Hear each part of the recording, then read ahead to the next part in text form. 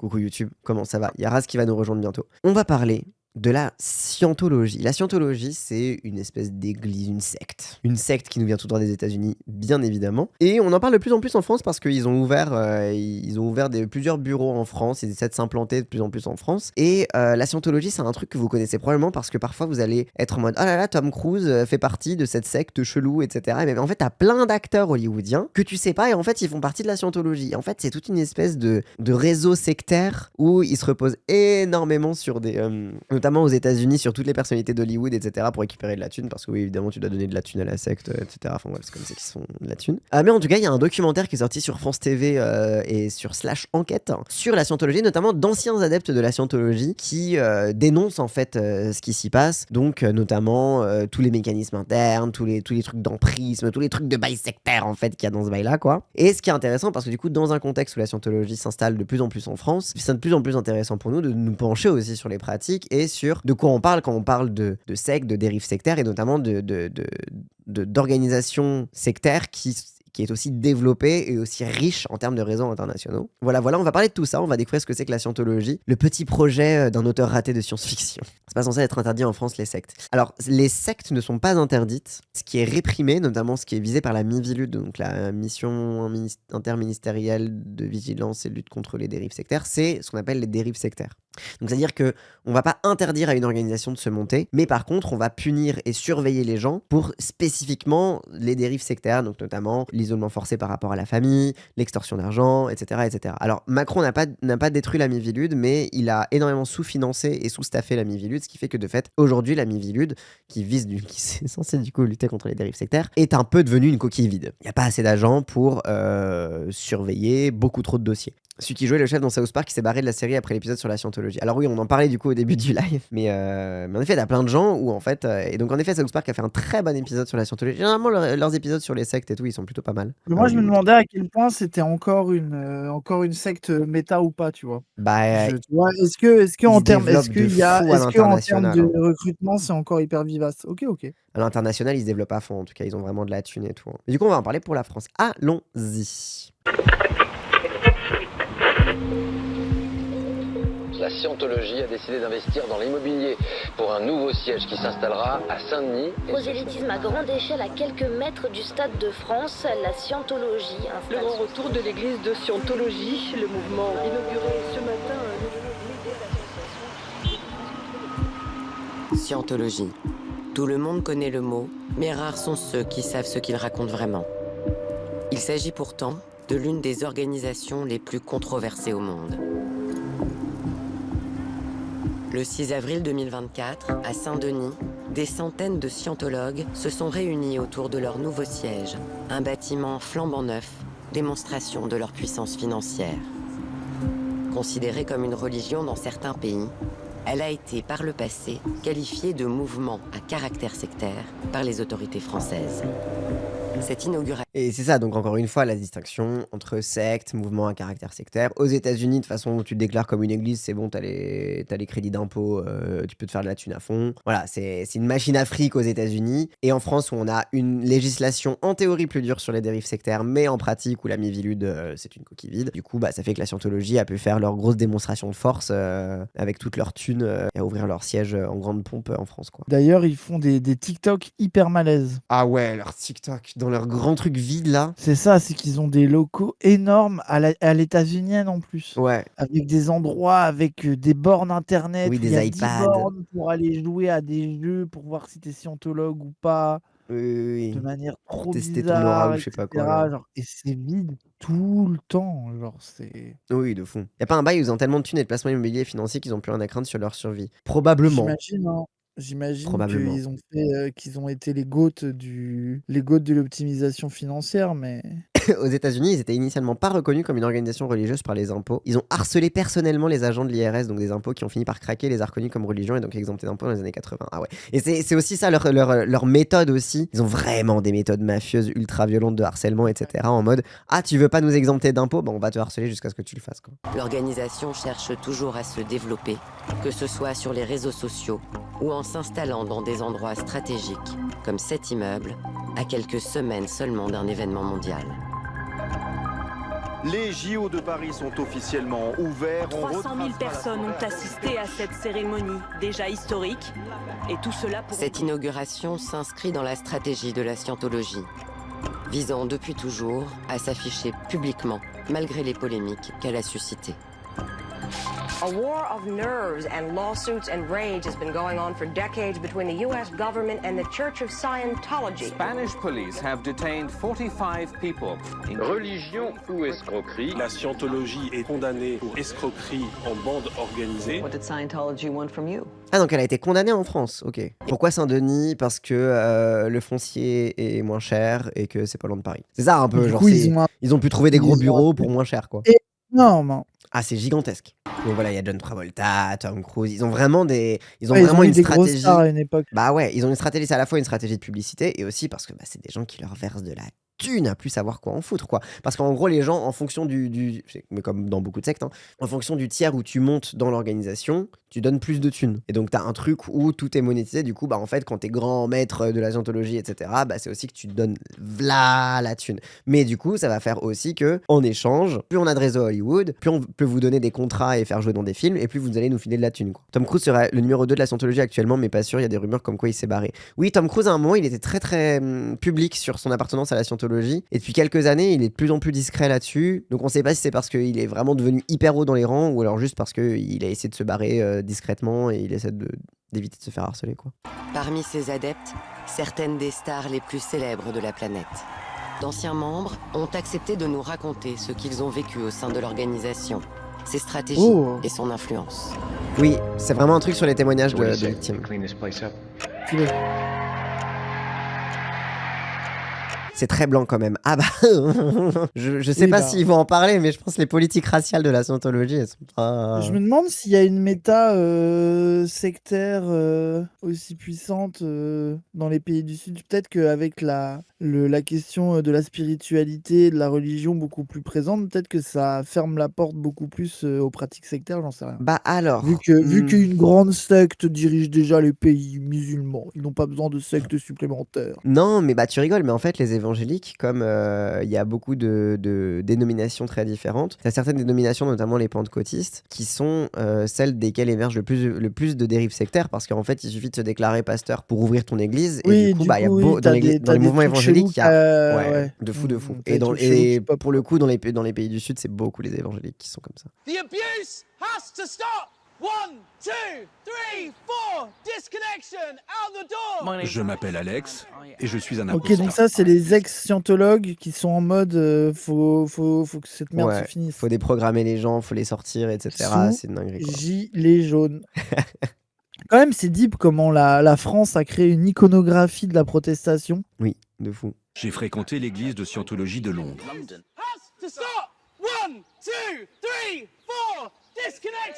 Après avoir quitté la Scientologie, j'ai traversé une période très difficile. J'ai tenté de me suicider par overdose de somnifères et je me suis retrouvé à l'hôpital. Alex Barnes-Ross fait partie de ces anciens scientologues qui s'estiment victimes de l'organisation. Tous les ans, en octobre, ils se réunissent avec d'anciens adeptes pendant le plus grand rassemblement scientologue du monde pour se faire entendre. We are here in full force. There are less of us today. It is a smaller protest, and we have some more protesters right here by the gate. Ah, ils s'appellent les apostats. En même temps. En même temps, c'est... Est-ce que c'est pas ce qu'ils sont officiellement? Oui, c'est considéré comme de l'apostasie, oui, bien sûr. And the sound wasn't working earlier, so we're going to say hello again. And behind us, we turn around, is St. Hill Manor. This is the main gate, and you can see they've got Church Scientology, St. Hill Manor, home of L. Ron Hubbard. Thank you everybody for showing up. I'm going to stick you here so you can watch this for a little bit. À 15 ans, j'étais un enfant vulnérable. Je cherchais des réponses, un sens. J'ai découvert la scientologie sur leur site où ils proposaient un test de personnalité gratuit. Oui, et ça c'est beaucoup comme ça qui te hook. Et encore une fois, je vous renvoie à l'épisode de South Park parce que là-dessus c'est vraiment hyper accurate. Et en fait, c'est vraiment en mode, on te propose un test de personnalité pour savoir où tu en es dans ta vie, et c'est une façon de repérer les gens les plus vulnérables à qui ils vont pouvoir, davantage harponner dans l'organisation, quoi. Et genre ça, c'est vraiment le truc. Mais c'est marrant le côté que ils ont compris vraiment la puissance du quiz BuzzFeed, quoi. Ce test OCA a été développé par la scientologie comme outil de recrutement. Oui, ça, il s'appelle Oxford machin truc. Mais en fait, c'est pas du tout un truc scientifique ou quoi, tu vois. Genre bref, comme la plupart des tests de personnalité, quoi. Et genre, c'est vraiment des trucs. Est-ce que tu as tendance à être jaloux? Est-ce que tu acceptes la critique facilement et sans ressentiment? Est-ce que tu préfères t'en tenir aux souhaits des autres plutôt que d'essayer d'avoir ton propre chemin à toi, etc. Est-ce que tu augmentes le volume de tes émotions juste pour créer un effet? Ça ne veut absolument rien dire. Enfin, oui, c'est vraiment le truc effet Barnum, le fameux truc de c'est vide, ça veut rien dire et tout le monde peut s'y retrouver, quoi. Oui, c'est un truc où c'est vraiment, ils sont dans une strate astrologie du réel, quoi. Ouais. Mais en plus, moi, je m'étais tapé le délire à l'époque de mettre mon nom sur le site de la Scientologie pour recevoir leur fascicule. Le niveau de détermination qu'ils avaient pour me recruter, c'était une immense Il y a des dinguerie. gens qui ont toqué à sa porte. Oui, je recevais des fascicules toutes les 2 semaines à peu près. Je recevais des livres, des relances, mais pas des gros livres, tu vois, des fascicules de 25-30 pages à peu près avec des trucs. Il y c'est de la a lecture, en 2-3 plus, fois hein. des gens, il y a 2-3 fois des gens qui sont venus sonner chez moi et tout, tu vois. Genre, ça a été vraiment un truc. Et je me rappelle, vu qu'à l'époque, c'était quand j'habitais à Ouigan, j'étais sous héroïne au dernier degré. Ma daronne, elle était en mode, mais il va devenir scientologue en plus, c'est une catastrophe. Non C'est seulement c'est un drogué, mais en plus ça va être un scientologue. T'as pas lu les bouquins de L. Ron Hubbard? Sinon, on l'a perdu. T'avais lu les bouquins de L. Ron Hubbard? Non, quand même Ok, pas. ok. Mais en fait, T'aimais trop la moi, science-fiction pour ça. je pensais avoir ça. Je pensais avoir le truc. Mais en fait, ce que j'ai découvert, c'est qu'il table assez peu là-dessus en première approche. C'est vraiment du développement personnel. Oui, de fou. Ça veut dire que tout le lore un peu magique extraterrestre n'est pas du tout abordé, en tout cas en première approche. Oui, ça c'est Parce que vraiment. je Ils pense attendent que qu'ils tu sont- sois suffisamment sensible à leur truc pour aller dans des trucs plus fous, quoi. Oui, c'est vraiment du développement personnel, d'estime de soi, est-ce que des fois vous êtes dans une pièce et vous avez l'impression que les gens ne font pas attention à vous Si on envahissait un autre pays, est-ce que tu ressentirais de la sympathie envers les objecteurs de conscience de ce pays? C'est en mode, Attends, mais est-ce c'est que fou si les comme États-Unis question. envahissent l'Irak, tu serais du côté des objecteurs de conscience qui veulent pas aller en Irak, quoi? Mais attends, mais c'est fou comme question. Les gens, attendez, c'est moi qui suis con ou la question est vraiment folle du bus? C'est oui. La question est hyper chelou. Le fait que ça soit la 88. Oui, de fou. Es-tu Et honnête cela avec les génère un autres? graphique montrant ce que vous pouvez améliorer dans votre vie, la communication, etc. Et bien évidemment, l'église de Scientologie est là pour t'aider à améliorer ces choses de ta vie. Sur la base de ces résultats, on m'a proposé un cours d'amélioration. En scientologie, il y a différentes catégories d'adeptes. La première d'entre elles, ce sont les adhérents venus chercher une solution de développement personnel ou spirituel et qui payent pour suivre les formations. Donc ça, c'est le gros, c'est le tout venant, c'est là où on va rechercher nos baleines, quoi. Comme beaucoup, j'avais entendu parler de la scientologie. J'ai posé toutes les questions difficiles et ils avaient réponse à tout. La première fois que j'ai entendu le mot, c'était en 1987, j'avais 22 ans. C'est quand je suis arrivé où j'ai vu sur la façade écrit « Église de Scientologie ». J'étais avec ma copine à l'époque et je me suis dit « mais c'est une secte ». J'ai dit « ouais, j'ai vu ce truc-là à la télé, machin ».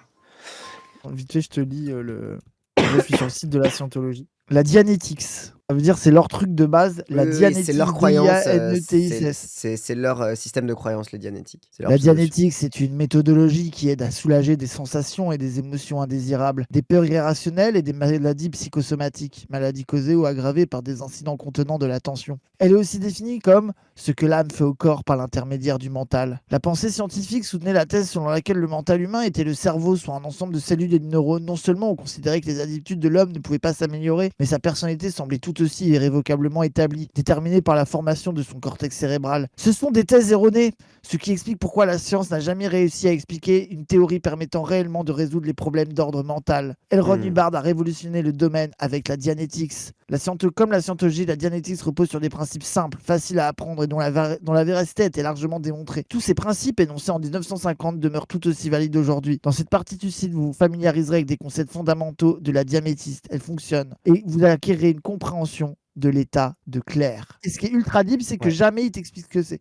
Mais ça bien veut sûr. dire que En fait, c'est toujours des trucs, c'est là que tu vois que c'est vraiment construit comme un truc de développement personnel, c'est que ça te parle que de bien-être mental, d'optimisation mentale, d'augmentation mentale De et de puissance de méthodes l'esprit sur le révolutionnaires. corps. C'est ça, exactement. Mais t'auras jamais, et moi c'est ce que je voulais voir, t'auras jamais de scientologie appliquée accessible directement. Ouais. Ça, c'est toujours à travers au moins un bouquin un peu rush que tu dois acheter. Genre, c'est des trucs où c'est vraiment pointu, quoi. Et c'est aussi pour pas que tu puisses avoir le pot. Mais comme les formations, en fait, c'est vraiment la même méthode. Hein. De fou, mais c'est le même scam, mais parce qu'à la base, L. Ron Hubbard, c'est un auteur de science-fiction raté, parce qu'en fait, tout ça, ça vient du monde de science-fiction qu'il a créé, etc. Le truc de l'esprit qui contrôle les trucs, c'était un peu en mode les Jedi ou je sais pas quoi. Et genre, il en a fait, et comme ses bouquins, je crois, ils se vendaient pas, un truc comme ça, et du coup, il en a fait une secte, quoi. Genre, mais ça vient d'un univers de science-fiction à la base, donc t'as des bails avec des aliens, t'as des bails, en fait, plus tu continues dans ces bouquins de science-fiction, plus tu vas dans le deep lore de la scientologie et tout. Et en fait, c'est censé être la bible, entre guillemets, de la scientologie, quoi. Et il y a leur gros truc qui est aussi, je sais pas si vous en parlez, mais c'est l'électromètre. Oui. Qui est apparemment une sorte juste d'électrocardiogramme ou de sorte de détecteur, mais en gros, un truc qui est censé voir des pulsations. Il y a une petite aiguille qui bouge et ils te vendent ce truc-là comme le moyen d'analyser ton énergie mentale. Mais pour ceux qui ont vu l'épisode de South Park, et en fait, eux, ils te font... Parce que, rappelle que la théorie de L. Ron Hubbard, dans South Park, il explique comme ça, et c'est la manière simplifiée vraiment de leur lore, il y a des aliens qui sont morts, que leur âme elle est rentrée dans un volcan, et que l'âme des aliens qu'elle est venue dans nos âmes à nous, et que en fait plus tu te rapproches de la hauteur de la scientologie, plus t'évacues l'âme de l'alien qui te rend malade et mauvais, et plus tu redeviens toi-même, et plus t'évalues, tu montes les niveaux, plus t'as évacué l'alien en toi. Tu te purges des aliens, ouais, c'est ça. Et leur truc là des électrodes, c'est vraiment un bail, ils appellent ça de l'audition religieuse, c'est un instrument religieux. Ils disent comme ça, un instrument religieux pour aider l'auditeur et le préclair à localiser les zones de détresse ou de tourment spirituel. Et en fait, en gros, ils te posent des questions, et c'est là où ils te posent les questions de con de genre, est-ce que des fois, quand vous êtes plusieurs dans une pièce, quelqu'un vous coupe la parole? Est-ce que vous vous sentez mal? Putain, merde, moi tout le temps, dans ma vie. Cela ne vous dérange pas? Et l'aiguille, elle bouge, et le gars, il fait, oui, tiens. C'est l'alien. Genre, voilà quoi. Et après, tu passes des niveaux, blabla, parce que plus tu passes des niveaux, plus tu as atteint l'état de conscience optimum. C'est ça, et parce qu'en fait, la vérité, plus tu passes des niveaux, plus tu crois à ces trucs-là, et du coup, plus on peut te faire croire des trucs encore plus vénères, quoi. C'est ça. Et alors, il y a tout un lore anti-vax, anti-médecine moderne, etc. Parce que grâce à la puissance de la dianétique, si t'es dans un niveau suffisamment fort, tu n'as plus à te soigner, etc. Enfin bref, bon ça, les gens qui connaissent un peu les lores des sectes, les témoins de Jéhovah, etc., vous devez connaître. Mais oui, t'as des bails aussi un peu anti-médecine et tout, quoi. Le but de la scientologie, c'est incroyable. De jour en jour, ses desseins se réalisent. Après des millénaires d'ignorance de lui-même, de son mental et de l'univers, une découverte a été accomplie pour l'homme. Elle a surpassé ses autres tentatives. La vérité issue de 50 000 ans de pensée humaine, assemblée, distillée et amplifiée par des nouvelles découvertes, ont permis cette réussite.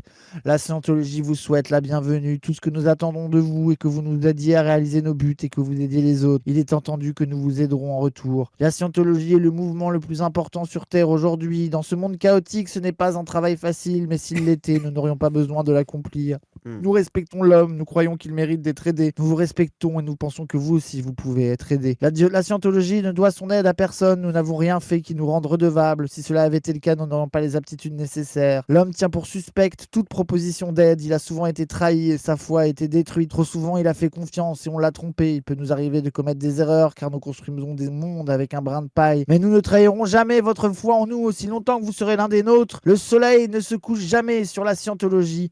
Et puisse une nouvelle aube poindre pour vous, pour ceux que vous aimez et pour l'homme. Quoique nobles, nos desseins sont simples. Et nous réussirons comme nous réussissons déjà à chaque révolution de la planète. Nous apprécions votre aide. Nous vous offrons la nôtre. C'est Mao. Et c'est vraiment, j'avais l'impression de lire un texte d'envolée lyrique de Mao. Hein. Oui, de fou. Donc bref, du coup, et ce qui est intéressant dans son témoignage, c'est qu'il est en mode, il savait que c'était une secte, mais il s'est quand même fait avoir. Tu vois, genre, il y a un peu ce truc-là de, c'est pas parce que t'es en mode, je sais que c'est une secte, je ne me ferai pas avoir, que bah en fait, t'as aussi un truc de, bah, t'as des vulnérabilités qui savent exploiter, c'est pas pour rien que c'est facile. Il y a des gens qui adhèrent à Révolution Permanente, donc je veux dire, à un moment donné, pourtant tout le monde sait que c'est une secte. Et puis elle était dubitative aussi. Et puis je lui ai dit, écoute, bon, tu sais quoi, ils vont pas nous manger. La première chose qu'on a fait, c'était un cours pour apprendre. Et dans l'entrée de cette école, ils avaient fait une espèce de pyramide, en fait. Ils avaient comme un volcan avec des livres, la Dianétique. Oui, voilà. Et ça, c'est vraiment le truc qui Et donc, je vend. dis au lecteur, alors, c'est quoi ce bouquin là? Et puis il m'a dit, tu veux en savoir plus? Pas de problème. Et voilà, 1987, c'est là que tout a démarré. Le livre que dévore Ludovic Durand s'intitule Dianétique, la science moderne de la santé mentale. Un livre qui jette les bases de ce qui deviendra la scientologie. Écrit en 1950. Et là où par moi, un- je trouve que c'est trop fort, Oui. c'est que on peut se moquer de lui. Il avait quand Ah même bah. senti en 1950, je crois que c'est 50 le moment où il l'écrit, Ouais, c'est ça, ouais. que la question du siècle et du siècle prochain serait la santé mentale quand même. Oui, de fou. Parce que à l'époque, c'était pas la Après- méta où vous avez tous vos troubles Après, hormonaux, il quoi. a renommé ses livres, je crois. Quand il a transformé le truc en secte, je crois qu'il les a renommés. Oui, alors, Enfin, non, le non, truc mais plus dev il a, perso. alors en 50, je crois que c'est quand même le début de la scientologie en mode secte quand même. Je crois qu'il a, c'est Ah, peut-être ça un de peu plus avant la tard. rédaction des bouquins? En fait, il a écrit des bouquins de science-fiction. Il y a quelques, en gros, dans l'analyse de son histoire, Mhm. je m'étais beaucoup renseigné, hein. En gros, quand il a drop out la science-fiction et qu'il a commencé à faire sa méta-gourou, Mhm. les gens ont retrouvé des éléments de lore qui étaient dans ses livres, mais il n'y a pas de truc où il y a un livre de Mais il a science-fiction. refait des nouveaux qu'il a- bouquins dans Voilà, lesquels il c'est a ça. remis l'or de ses bouquins de science-fiction. Voilà, Ah, c'est ok, ça, d'accord. c'est ça. Donc t'as un multivers, il y a une continuité de lore, mais c'est pas exactement les bouquins qu'il écrivait à l'époque science-fiction. C'est Hmm. pas ceux-là texto qui sont pour la scientologie, tu vois. Ok, ok. Mais quand même, même dans les années, enfin tu vois, 50, 60, bien sûr qu'il y a la psychanalyse, il y a une ambiance santé mentale qui Oui, puis il y a commence à beaucoup monter, tu vois. d'expérimentation en psychologie sociale. Voilà, T'as de plus en mais plus de. ça Ouais. reste quand même le côté d'avoir joué sur le côté d'un engagement et d'un lavage de cerveau à partir de ça, qui est aujourd'hui la méta de 3/4 des vendeurs de formation d'Internet, ça fait partie de... C'est quand même fort, quoi. Ron Hubbard était convaincu de son destin. Oui, bon, ça. Convaincu qu'il allait laisser sa marque dans l'histoire. Ça, c'est ce qu'ils disent tous, hein. Le nombre de mecs qui étaient convaincus de leur destin et qui sont morts tout seuls dans leur coin et que personne n'a jamais su c'était qui, bon. Toi, t'es convaincu de quel destin pour toi, Cassandre? Aucun. Je vais faire ma vie et puis on verra, hein. Oh, arrête. Tu Je te projettes quand même dans des trucs. Je suis l'humilité incarnée. Oh là là, mais ça, c'est vraiment les bourges, hein. Pas besoin de se projeter puisque tout leur est garanti, hein. Non, justement, j'ai voulu échapper à mon destin de Bourges. Donc j'ai remis en question l'idée même de destin. Dans les années 30, il devient un auteur prolifique de romans de gare. Il écrit des aventures, des westerns, de la science-fiction. Il est assez connu à l'époque. Puis il invente une nouvelle histoire. Il raconte que, aveuglé et estropié pendant la guerre, il a découvert une méthode mentale qui l'a guéri. Mais attends, mais du coup, je comprends pas parce que moi, on me disait tout le temps que ces bouquins ils se vendaient pas, mais du coup, apparemment, ils se vendaient quand même ces bouquins. Oui, C'est juste si, lui si, qui est je crois devenu quand fou, même, quoi. hein. Oui. Ok, d'accord. Et je sais pas à quel point il est vraiment devenu fou ou c'est si cynique. Bah, Parce que c'est- je pense qu'un bon gourou croit un peu à ce qu'il dit des fois quand même, non? Bah, je pense qu'il doit croire qu'il est spécial, mais il a quand même conscience. Bah, ou alors il se dit que tout ce qu'il a écrit dans ses lores de science-fiction, c'était déjà une prévisualisation de la vérité ou je sais pas quoi, non? Je sais pas. Après, oui, moi j'ai l'impression que c'était un business plan pour vendre encore plus de bouquins, hein. Parce que moi, c'est comme ça. C'est comme ça qu'on me l'avait présenté à l'époque. Ouais, je pense que c'est grave possible, je sais pas, ça j'avoue. Hmm. Des fois, c'est les deux, hein. Oui, des On fois, il y a un peu connaît, de hein. croyance et un peu de cynisme, oui, c'est vrai. C'est le mythe fondateur de ce qui deviendra la dianétique et la scientologie. Ron Hubbard sillonne les États-Unis et convainc des milliers d'Américains qu'il a découvert une science à même de soigner l'âme de tous ses tourments. Pendant 3 ans, il fait salle comble partout, avant que le public ne se lasse. L'écrivain cherche alors une nouvelle stratégie. Et en 1953, il a écrit à l'un de ses disciples pour lui dire littéralement « Nous devrions peut-être essayer l'angle de la religion. Ah, ok, donc c'est ça la partie cynique, c'est il est vraiment en mode. Ouais, c'est c'est quand voilà. même, ouais, c'est quand même une dinguerie. Bon, faut qu'on rentre dans le business de la religion, sinon les gens ils vont arrêter de venir à nos conférences, quoi. C'est ainsi qu'en décembre 53, ils créent leur première église de scientologie. Je savais pas le côté thérapeutique d'abord, mais en vrai, il y a pas mal de sectes qui commencent sur ce côté thérapeutique, hein. Sur le truc de je vais soigner tous vos maux, etc. Et ça commence comme ça. Mais parce qu'en fait, ça touche à des angoisses existentielles, à la fois de la personne qui fonde la secte et aussi des premières personnes qui la rejoignent. La nouvelle stratégie de Ron Hubbard est un coup de maître. Des églises de scientologie ouvrent un peu partout aux États-Unis. Les fidèles y écoutent des enregistrements de ses prêches pendant des heures. On paye ton lavage de cerveau. C'est Ah ouais. vraiment pendant des heures, ils vont écouter un mec leur parler, et voilà. Ils sont volontaires pour se laver le cerveau, quoi. And he's got his problems. Now, if you put him in a position where his intelligence is up to handling his problems, where his ability to confront life is increased, you'll find out that he is better. He can better his environment. He can take care of his family better. He can do his job better. He can live better, and so forth. And that's all we want in Scientology. Et ce qui est intéressant, c'est que c'est vraiment... Parce que tu as beaucoup de mouvements sectaires qui se sont lancés dans les années période hippie et tout. Et la scientologie, c'est vraiment une secte fondamentalement conservatrice. C'est vraiment en mode, le but, c'est d'être enfin, dans le discours, hein, bien évidemment, mais le discours, c'est de faire de toi un individu productif de la société, dans ta famille, dans ton entreprise, etc. T'as vraiment ce truc-là de secte de droite. Enfin, je sais pas s'il y a des sectes de droite et sectes de gauche, mais tu sais, c'est pas genre le free love de la période hippie, quoi. Secte de gauche, est-ce que c'est pas les trucs un peu féminins sacrés, un peu, Ouais. je sais pas, tu vois? Même les Un communes... peu même, tu sais, le truc, merde, comment ça s'appelle? Reiki, genre de conneries, un peu énergie, machin. il y a un peu de ça, mais moi je pense plutôt aux communes un peu anarchistes hippies, où les enfants Pour étaient moi, élevés en c'est relié un communauté. peu. Ouais, Ouais. ouais. Oui, ou les trucs anthroposophes, etc. Mm. Même si tu reviens à des trucs un peu essentialistes, En droitards, fait, c'est ça, quoi. tu reviens vite fait à l'essentialisme parce que quoi qu'il arrive, comme faut maintenir une hiérarchie et un ordre, ça revient à de l'essentialisme pour maintenir l'ordre, justement. Parce que si t'es Ouais. complètement sur la destruction des trucs, en fait, le gourou n'est plus vraiment, on n'a plus sa place Tous de les gourou, trucs quoi. qu'il y a dans le documentaire Demain de Mélanie Laurent, là. Le groupe Mao fout du bus. Ah. Est-ce qu'on peut parler de dérives sectaires pour les Mao? Ouais, moi je pense que c'est plus précis que ça, mais oui, je Ouais, comprends ouais. pourquoi vous faites la blague, quoi. Mais oui, je pense que c'est pas exactement ça, mais oui. Oui, oui.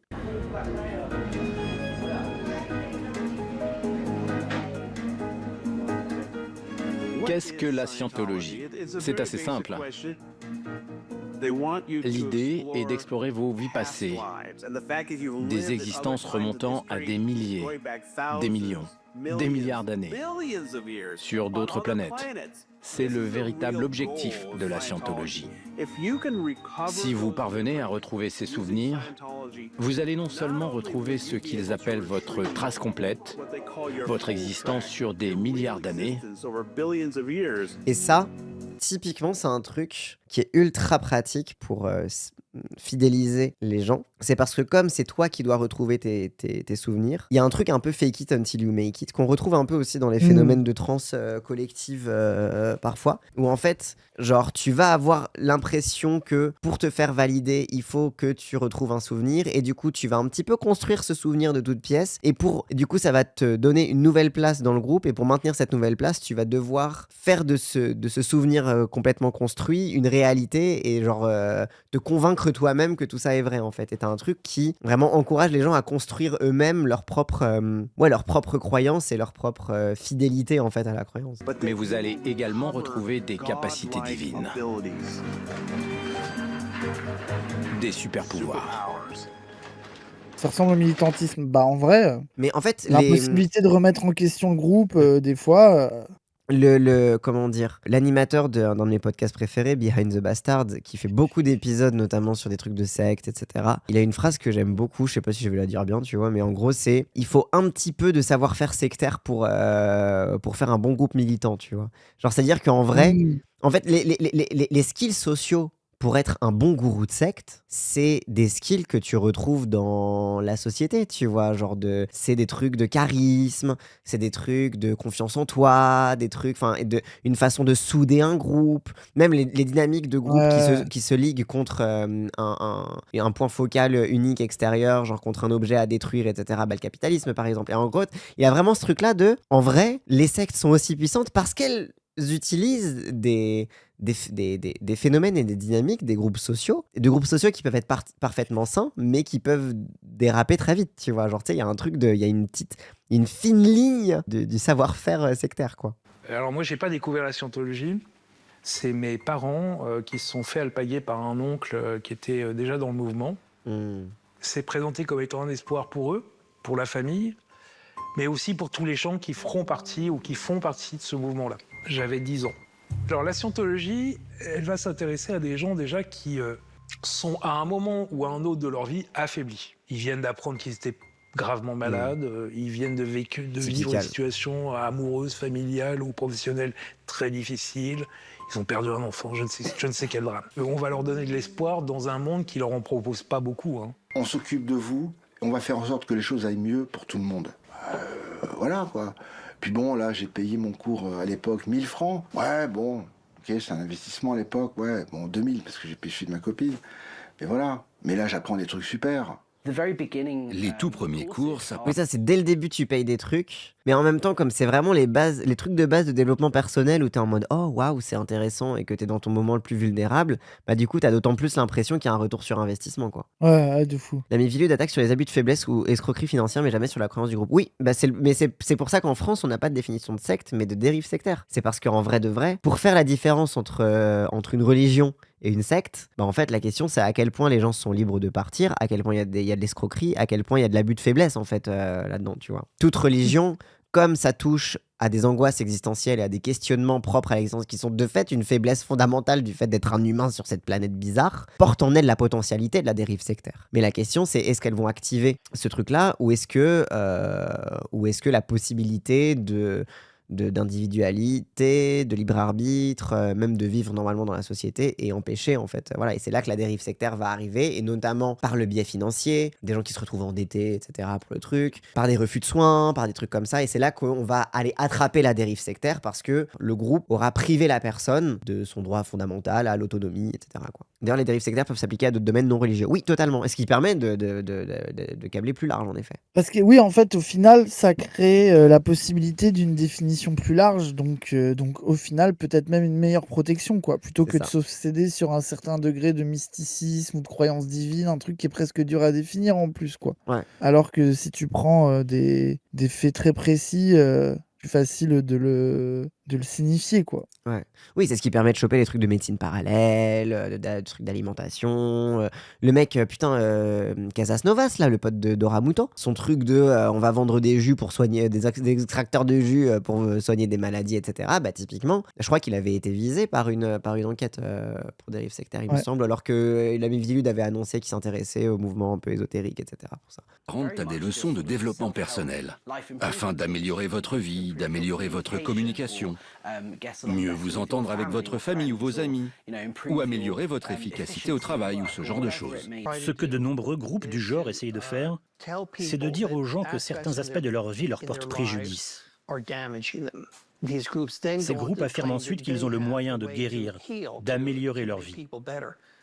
La scientologie a ses propres variantes de ce genre de choses. C'est ce que l'on appelle l'audit. Ça, c'est terrifiant, ça. C'est vraiment des... Et c'est là que tu vois aussi le côté pyramide de Ponzi. Parce que là, c'est vraiment les co-religionnaires avec le cerveau un petit peu plus lavé qui sont formés par des techniques pour laver le cerveau des autres, quoi. Et après, je comprends pourquoi les Mao, ils ont pu faire des sectes, parce que la pratique de l'autocritique, le truc comme ça fait partie un petit peu de la potentielle dérive sectaire qui avait un peu dans les mouvements gauchistes à l'époque. Maintenant, il y a beaucoup moins ça, mais bizarre leur Discord, oui, de fou. Bah, ça rigole, mais tu vois, genre, je pense que au niveau de tout ce qu'on voit là sur la reproduction dans le groupe, le côté vase clos, les initiés qui servent, qui eux-mêmes manipulés, servent de flics et de recrutement pour les nouveaux. Enfin, je pense que tu as certaines communautés en ligne qui, à travers les outils, se retrouvent dans des mécaniques comme ça, tu vois, un peu malgré eux, quoi. De fou. Bah, encore une fois, je vous renvoie à l'épisode de Behind the Bastards sur la secte de Ziz, les Ziziens, qui est un truc qui part d'une sous-culture de rationalistes qui croient en l'IA et la singularité ou je sais pas quoi, et qui sont devenus une full secte. Ça vivait sur un bateau dans la baie de San Francisco, etc. Et c'était vraiment un lore très Discord, transfemme, des jeunes, tu vois. La base de la scientologie, c'est l'audit, une sorte de confessionnel payant où les adeptes viennent se livrer pendant Ça, c'est des fou. heures. Et Hein. bien sûr, Ça, c'est payant. vraiment, c'est fou. Hein. Et bien sûr, c'est payant. Parce que tu vois, tu vas dire, ouais, mais la confession catholique, c'est un peu ça. Ouais, mais non, sauf qu'on ne t'extorque pas de l'argent pour te confesser tes péchés, tu vois. Genre, tu sais, t'as un truc aussi où t'as des bails de. T'as quand même une limite là-dedans, quoi. Au cours de ces échanges, le scientologue remonte dans ses souvenirs, voire dans ses vies antérieures, pour comprendre les causes de son mal-être. Et c'est là aussi où, du coup, pour plaire à l'adepte plus haut gradé que toi qui est en face de toi, tu vas aussi te mettre à coller ton propre récit d'auto-analyse à ce qu'il attend, Oui. à ce que tu veux à ce qu'il veut entendre, et à recoder tes propres souvenirs par rapport à ça. Enfin, c'est puissant. Hein. Oui, c'est ça, c'est ça. Et en Pour fait, valider la pratique. les niveaux que tu gagnes dans les entretiens scientologiques, c'est en fait simplement l'évaluation de ton niveau d'accord avec le matrixage de la secte, quoi. Ouais, de compliance, ouais. Les scientologues s'appuient sur un appareil qu'ils appellent l'électromètre, une sorte de détecteur de mensonges bon marché. Une fois que l'aiguille de l'appareil flotte, c'est que la personne va mieux, qu'elle aurait résolu ses problèmes.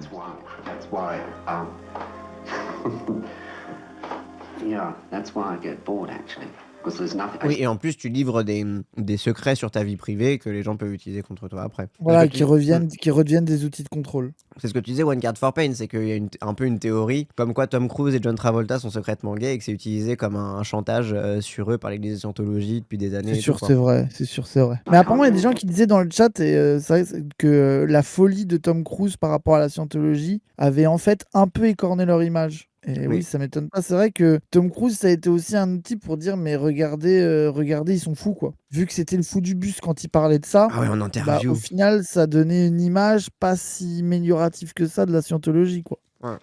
L'expérience que les gens vivent peut leur procurer un énorme soulagement, de l'exaltation même. C'est ça l'accroche. Si vous pensez que vous vous sentez mieux, alors imaginez en suivant le cours suivant, et le cours suivant, et le suivant. Donc, vous suivez un cours et vous apprenez certaines choses, ok, super, puis vous en suivez un autre, et au fil des mois, vous en apprenez de plus en plus sur ce qu'est la scientologie et la pensée de Ron Hubbard.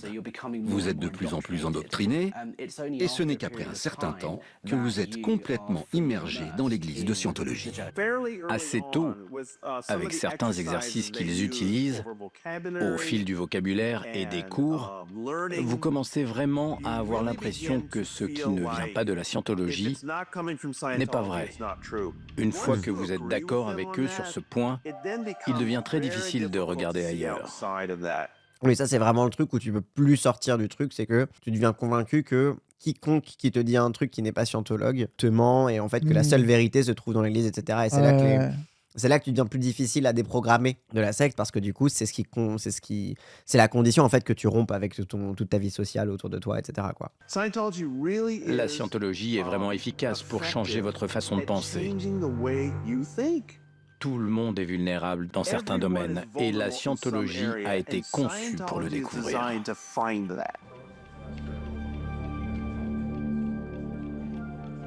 Le principe de la Scientologie, c'est d'avoir quand même une large base de clientèle, de manière à pouvoir quand même pomper de l'argent, parce que c'est vraiment le nerf de la guerre. Et puis quant aux autres, ceux qui travaillent pour l'Église, ils fournissent les services que viennent acheter les clients. Mais c'est vraiment une entreprise en fait. C'est vraiment en mode, tu files de la thune et c'est des employés qui font le truc en face de toi, quoi. Une organisation de Scientologie a un seul et unique objectif, c'est vendre et délivrer des services. C'est simple. Et c'est un autoroute à deux voies en fait. Donc il y a une voie. Ça c'est marrant parce que du coup la lecture vraiment, tu vois, économique du truc, etc., moi j'avais toujours un peu un avis de où est la part de réalité de la foi et même, tu vois, je vais le dire comme ça, de réalité des apports possibles de la scientologie. Tu Mais vois à ce que je quel veux point dire, ça tu vois, fait que tu te sens vraiment mieux dans ta vie, quoi. Bah c'est ça, tu vois. Je me pose vraiment la question. Bah en vrai, avec les témoignages, on va peut-être le savoir. Hein. Ouvrir les livres, prendre des cours, apprendre, étudier, pour pouvoir appliquer cette technologie. Et puis il y a l'autre voie, où on va recevoir l'application de cette technologie. So I'll continue assessing this list to find out which country you'd like to live in. Southwest Africa, New Zealand, Iceland. Donc il faut recruter du personnel et le former niveau après niveau pour apprendre telle compétence, telle compétence, telle compétence, pour après l'autoriser à pouvoir délivrer cette technologie payante. J'avais terminé mes études et je cherchais ce que j'allais faire ensuite. Et ils m'ont dit, pourquoi ne pas rejoindre le staff ? Tu sais, c'est un bon départ dans la vie. Tu acquiers de l'expérience professionnelle, tu peux aider les gens. J'ai donc signé un contrat de 2 ans et demi. J'ai été immédiatement affecté à la division 6A, qui s'occupe du recrutement. J'étais donc dans la rue à vendre des livres sur la dianétique. Ah, bien sûr. Les premiers, on les envoie faire des tractages, et après ils font d'autres trucs, c'est genre. Et je pense aussi que ton efficacité dans le recrutement doit être un facteur qui va faire que tu es encore plus zélé, parce que tu dis, si je suis plus efficace dans le recrutement, peut-être que je vais monter dans les rangs, etc. quoi. Oui, c'est sûr. Le but est de découvrir ce qui détruit la vie d'une personne. Qu'est-ce qui vous préoccupe le plus dans la vie? Qu'aimeriez-vous changer chez vous? Il faut aller de plus en plus loin jusqu'à ce que cette personne se sente bouleversée par ce problème à ce moment-là. Et là, vous leur vendez un livre. Alors, quel trauma est-ce qu'on peut réactiver chez toi pour que tu t'effondres en larmes et que tu achètes notre bouquin? C'est vraiment atroce. Nous avions un dicton qui disait « Pleurer, c'est acheter ». Si je peux te faire pleurer, ça veut dire que j'ai découvert ce qui te bouleverse. Waouh. Donc c'est vrai. Oh oui, ok. Donc c'est littéralement ça en fait. Bah oui, hein. C'est tellement crade. Donc j'ai commencé à mi-temps. Donc je venais un peu le soir et le week-end. Enfin, je venais pas un peu, je venais tous les soirs et les week-ends, en tant que membre du personnel. Puis après, j'ai dit, bon, ben, je vais faire le contraire. Je vais passer à mi-temps dans mon taf. Puis là, je vais être à plein temps. Ça n'a pas duré longtemps. Très rapidement, j'ai dit, ok, c'est bon, je démissionne. Donc j'ai démissionné mon boulot. Pour m'impliquer à 100%. C'est une dinguerie, hein. Ah, franchement, c'est fou. Ouais. Oui, parce que du coup, là, tu deviens entièrement matériellement dépendant de l'église, quoi. J'ai encore de la famille au sein de la Scientologie, mes 2 parents, et en fait mes amis d'enfance. J'ai envie de témoigner en restant anonyme parce qu'il y a un règlement interne en Sciento qui nous interdit de témoigner publiquement qu'on a quitté la Scientologie. Et la conséquence, si on viole cette règle, c'est de voir tous nos liens avec des proches scientologues coupés. Wow. Tout le monde dans le chat qui Par contre, c'est dégueulasse le truc. Oui, le truc qu'il y a est vraiment crade. Je sais pas quelle vieille. Je suis pas totalement sûr de leur choix. Hein. Pas la meilleure. Honnêtement, je trouve ça un peu goofy. Oui, de fond. Je vois quel instinct ils ont de faire ça, mais c'est pas. Oui. À un moment, j'étais bénévole, donc en Scientologie on dit staff, parce que en réalité c'est comme travailler à plein temps, même plus qu'à plein temps, parce que on exige une présence minimale de 52h30 par semaine. 52 heures par semaine. Oui, c'est du lavage de cerveau, c'est du lavage de cerveau. En fait, tu peux pas le dire autrement. Bah oui. Tu vois. Honnêtement, genre, c'est fou, quoi. La rémunération, elle est à la semaine, sous forme d'allocation, parce que sur le papier, on est bénévole. Moi, ils ont pas oublié de le flouter. Mais non, c'est une IA, les gens. C'est une image modifiée par intelligence artificielle. Ils lui ont mis une autre tronche dessus, quoi. Je gagnais en moyenne 30 € par semaine, alors que je travaillais du lundi au vendredi, la plupart des soirées. 30 € par semaine. C'est une folie. La meilleure semaine, c'était 150 €, je crois. Je crois que j'ai réussi à faire 150 € 1 ou 2 fois. Mais en moyenne, on tournait plus 70, 80. Oui, parce que c'est ça, t'es payé en fonction, t'es payé à la tâche. Du coup, pour avoir plus de thunes, faut que tu recrutes plus. C'est vraiment un schéma de Ponzi, quoi. Parce que les témoins de Jéhovah, je pensais pas à ce point. Mes oncles et tantes étaient grave dans ce délire de prêcher tous les jours de la semaine en échange d'un petit pécule ridicule. Ah ouais. Non, on vit absolument pas avec ça, et c'est pour ça qu'a été inventé le concept de Moonlight, un travail qui est pris en plus de son poste de bénévole. Sauf que le poste de bénévole nous prenant tout notre temps, on est obligé de faire ça le soir, le week-end ou le matin très tôt.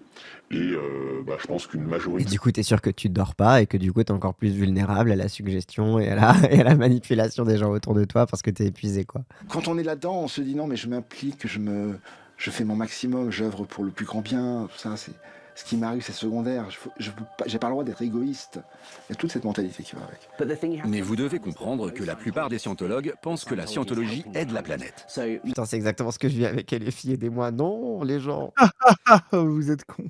Compte tenu du fait que je passais du temps 50 à 60 heures en tant que membre du personnel, c'est ma femme qui s'occupait de mon fils. Hein. Enfin, moi, j'avais quasi pas de temps. Il a baigné dedans tous les jours, comme moi j'étais. Enfin voilà. Et il était dans une école qui était tenue par des scientologues. Peu à peu, j'ai coupé les ponts avec toutes mes relations, tous mes amis. Ça se fait éloge peu à peu. Et puis après, on n'y pense plus parce que de toute façon, on se dit non mais là, on est en train de faire quelque chose de vachement plus important, quoi. C'est quand même vachement mieux d'être sur le cours que d'aller faire la bamboche, quoi. Si on a une planète actuellement qui est dégénérée, où règne l'injustice, la criminalité, la cause de ça, c'est l'aberration mentale qui se situe dans le mental de chaque individu. Et la seule façon de résoudre ces aberrations, c'est la scientologie. Point. Mais ça, c'est le truc de s'il y a quelque chose qui va pas bien dans le monde, la réponse C'est c'est de la plus de folie, scientologie. hein. C'est terrifiant, honnêtement. Ouais. Mais c'est là que, en vrai, l'extrême droite a sa place à jouer là-dedans, quoi. Parce que du coup, à force d'avoir des faits divers sordides qui sont montés en épingle dans tous les médias, bah du coup, ça encourage le truc de putain, le truc qui va mal dans le monde, il faut purger le mal du monde, etc. Oui, c'est clair. Hein. J'ai pas que des mauvais souvenirs. À l'époque, j'avais le sentiment de jouer avec la vie des gens. Donc on n'a pas le droit à l'erreur. Quand j'en parle là, j'ai envie de me taper. J'ai envie de me gifler. Mais c'est là que tu vois la puissance de la méthode de créer une hiérarchie de prisonniers gardiens, quoi. Ouais. Et bourreaux, quoi. Ça veut dire que le matrixage reproduit le matrixage sur les autres, quoi. Oui, de fou. Et même le truc de, bah oui, j'ai pas passé que des mauvais moments. Tu sais, ça me fait penser à la drogue, tu vois. C'est en mode, bah, en même temps, les gens tomberaient pas là-dedans si ça leur faisait pas du bien. Et t'as un peu ce truc-là d'éthique de, bah, comment tu gères ça, quoi. Ouais, c'est clair, c'est clair. Et clairement, un god complexe New Age dans le système. Oui, oui. Et puis le truc de, bah oui, tu joues avec la vie des gens, du coup, t'as une responsabilité. En fait, tout ça, c'est très sérieux et très grave. Oui, c'est ça. Tu es une personne importante. Voilà. Ouais. En scientologie, on ne demande à personne de croire ce qu'on lui dit. Et selon notre fondateur, ce qui est vrai pour vous est ce que vous avez observé par vous-même. Et quand vous perdez cela, vous avez tout perdu. Qu'est-ce que l'intégrité personnelle? L'intégrité personnelle, c'est de savoir ce que vous savez et ce que vous savez. Et d'avoir le courage de savoir et de dire ce que vous avez observé. C'est cela l'intégrité.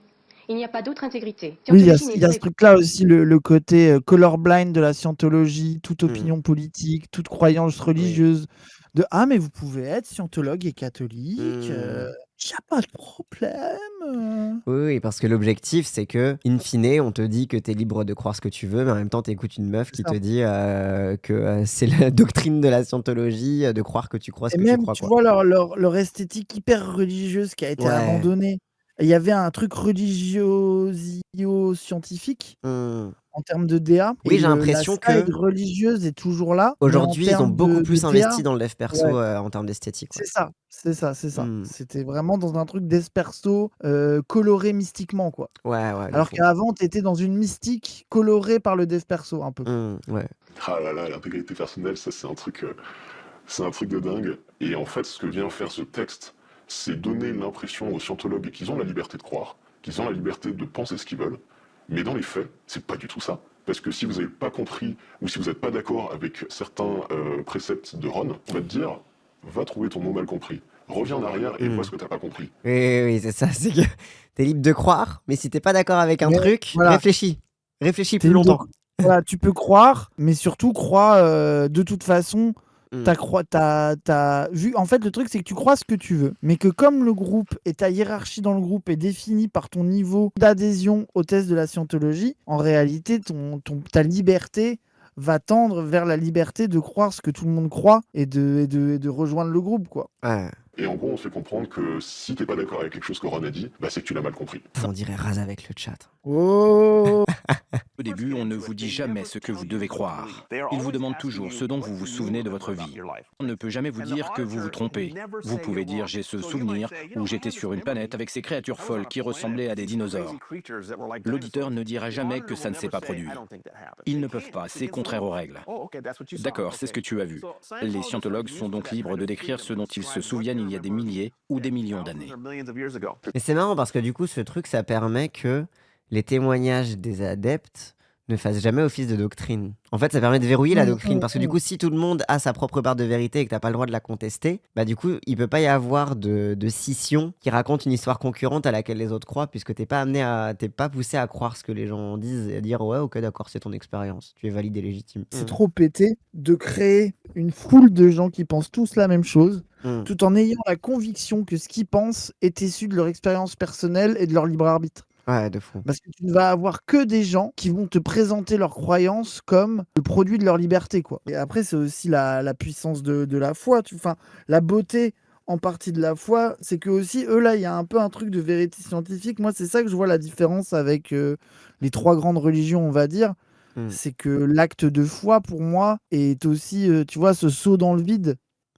Un peu, et la foi n'est jamais aussi belle au sens où l'impossibilité de la sûreté de ta... Enfin, tu vois, oui, c'est parce que j'ai l'impression qu'il n'y a pas ça dans les sectes, tu vois. Douter du système de ta communauté sectaire, c'est douter de Dieu. Ouais, c'est ça, c'est un affront direct, quoi. Mais du coup, est-ce que la différence, c'est que les 3 grandes religions sont tellement installées qu'elles peuvent même permettre le doute? Tu vois, parce que tu as ce truc de la phrase de les grandes religions, c'est des sectes qui ont réussi. Ouais. Phrase avec laquelle je suis pas totalement en désaccord. Oui, why not? En tant qu'athée. Bah, c'est pour ça que la question, c'est encore une fois sur la dérive, quoi. Genre en mode, qu'est-ce qu'on s'en bat les couilles de savoir si c'est une secte ou pas? La question, c'est est-ce qu'il y a des gens qui sont extorqués? Est-ce qu'il y a des gens est-ce qu'il y a de l'abus de faiblesse? Etc., quoi. Dans quelle mesure l'abus de faiblesse va à l'encontre du bien-être matériel de la personne? Tu vois. C'est très séduisant comme concept, de voir que potentiellement vous avez été un commandant dans une armée en 1300, j'en sais rien, que vous avez été un haut dignitaire. Il y a souvent et puis dans les vies passées, t'es toujours quelqu'un d'important, quoi, bizarrement. T'es pas juste un paysan dans son coin qui laboure sa terre et qui a faim, quoi. Tu vois, tu sais, c'était la réincarnation de qui, Cassandre? Pour moi, t'étais le mec de la machine Enigma, là. Alan Turing? Mais non, arrête, c'est Moi, t'es la horrible. réincarnation d'Alan Turing. Attends, du coup, ça veut dire que Alan Turing qui se fait castrer chimiquement, ça donne un mec trans en 2026. Oui, je déteste trop les maths. Mais peut-être que je déteste les maths. Attends, peut-être que la raison pour laquelle je déteste les maths, c'est parce que le traumatisme de la castration chimique et de la torture m'ont dégoûté définitivement des œstrogènes et des mathématiques. C'est ça. T'étais Jeanne d'Arc. Oh. Et vu que le catholicisme t'a tué, ça a fait de toi un protestant. 1967. 14 ans après sa création, la scientologie est en plein essor. Les églises ouvrent partout dans le monde et les adeptes affluent. Mais Runebard a un problème de taille. L'administration fiscale américaine le suspecte de s'enrichir sur le dos des croyants. Pour éviter toute poursuite, le maître à penser de la scientologie a trouvé une parade. Il acquiert un paquebot qui sillonne les eaux internationales. À ses côtés, des jeunes fidèles dévoués. Ah putain, la méthode bateau. Pas très bien, mais je vais aller en eau internationale avec des... Mais comment ils bouffent? Il appelait cela l'organisation maritime. Putain, c'est One Piece en fait. One Piece, ça parle de scientologie. C'est ça les fruits du démon, pardon.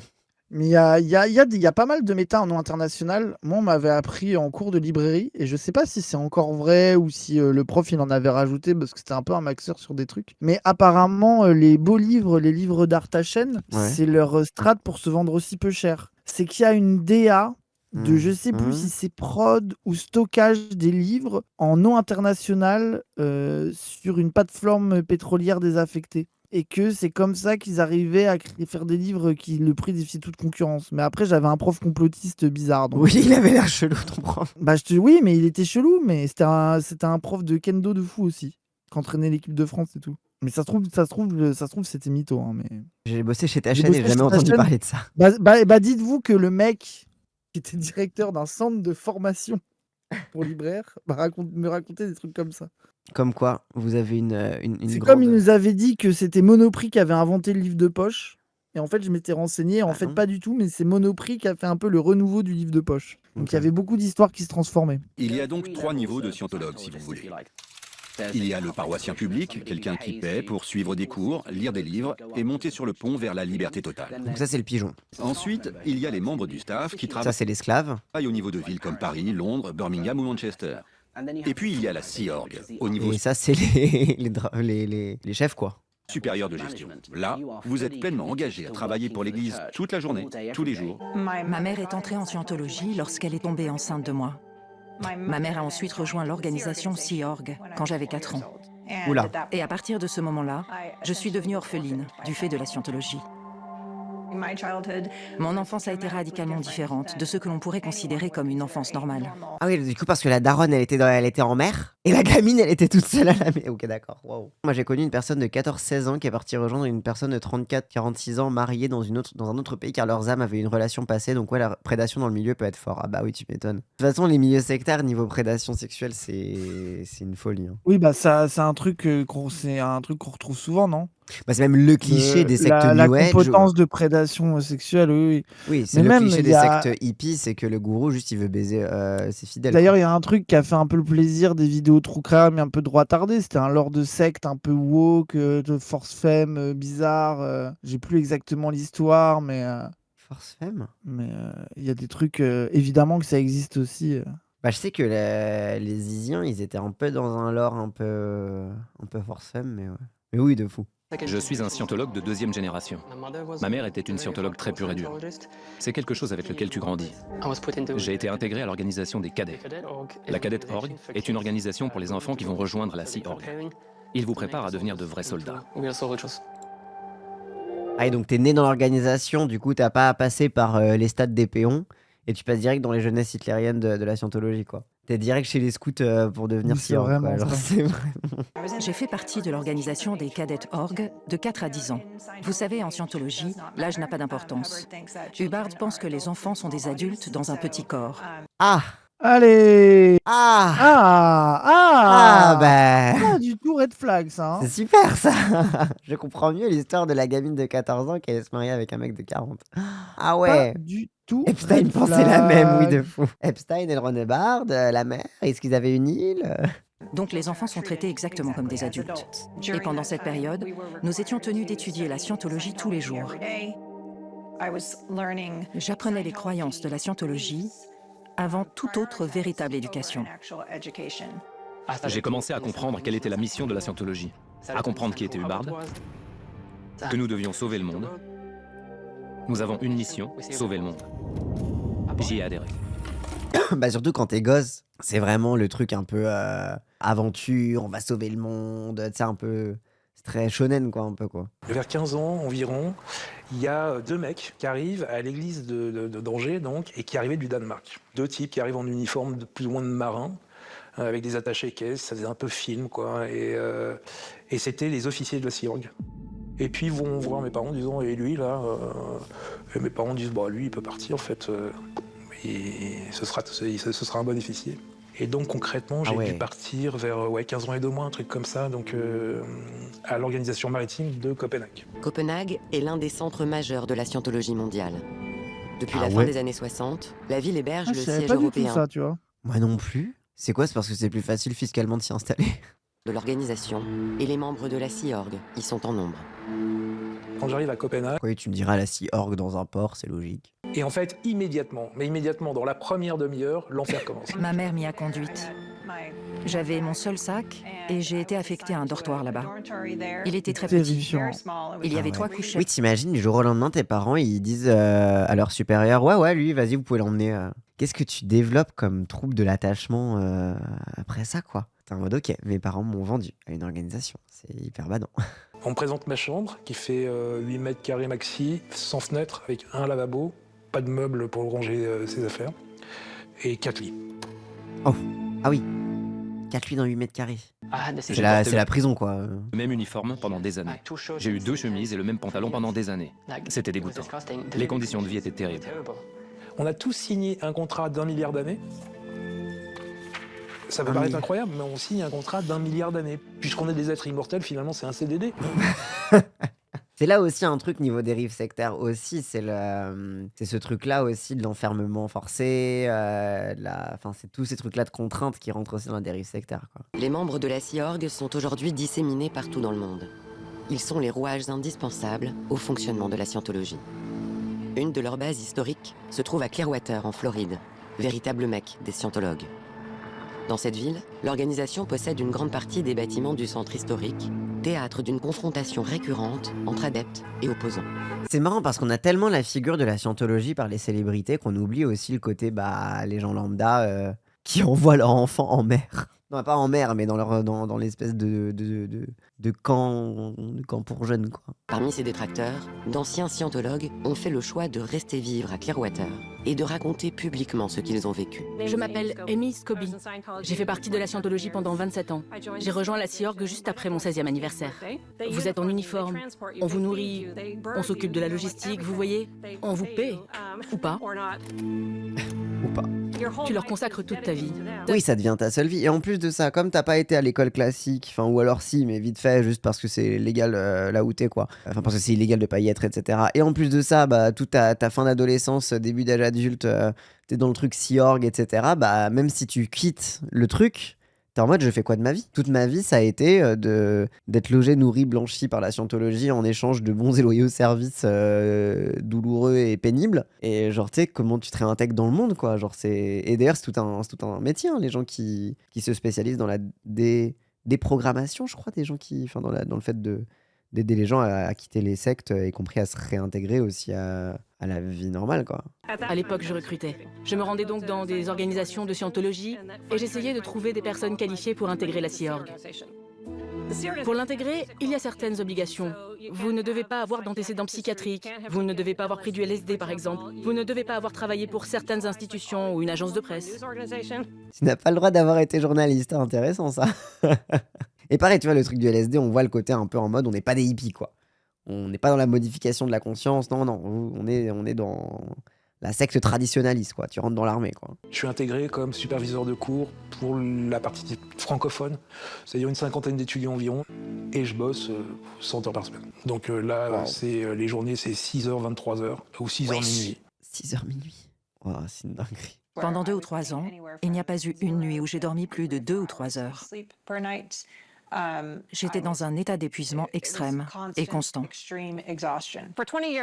Pendant les 20 ans où j'ai travaillé au siège international, quand vous deviez passer un appel téléphonique, il devait y avoir quelqu'un pour écouter votre conversation, pour s'assurer que vous ne disiez rien à cette personne. Wow. Il m'est arrivé d'appeler ma mère depuis un de ses téléphones en pleurant. Oui, parce que du coup, tu dors pas, etc. Mais comme t'es surveillé, t'as pas le droit de dire que tu te sens pas bien, quoi. T'as pas le droit de dire que t'es en PLS, t'as pas le droit de dire que t'as l'impression que c'est pas bien. Ouais, c'est vraiment une dinguerie, quoi. Et en disant que je n'y arriverais pas, que c'était trop dur. Et elle a répondu, persévère, il faut savoir traverser tout ça. Une autre doctrine en scientologie.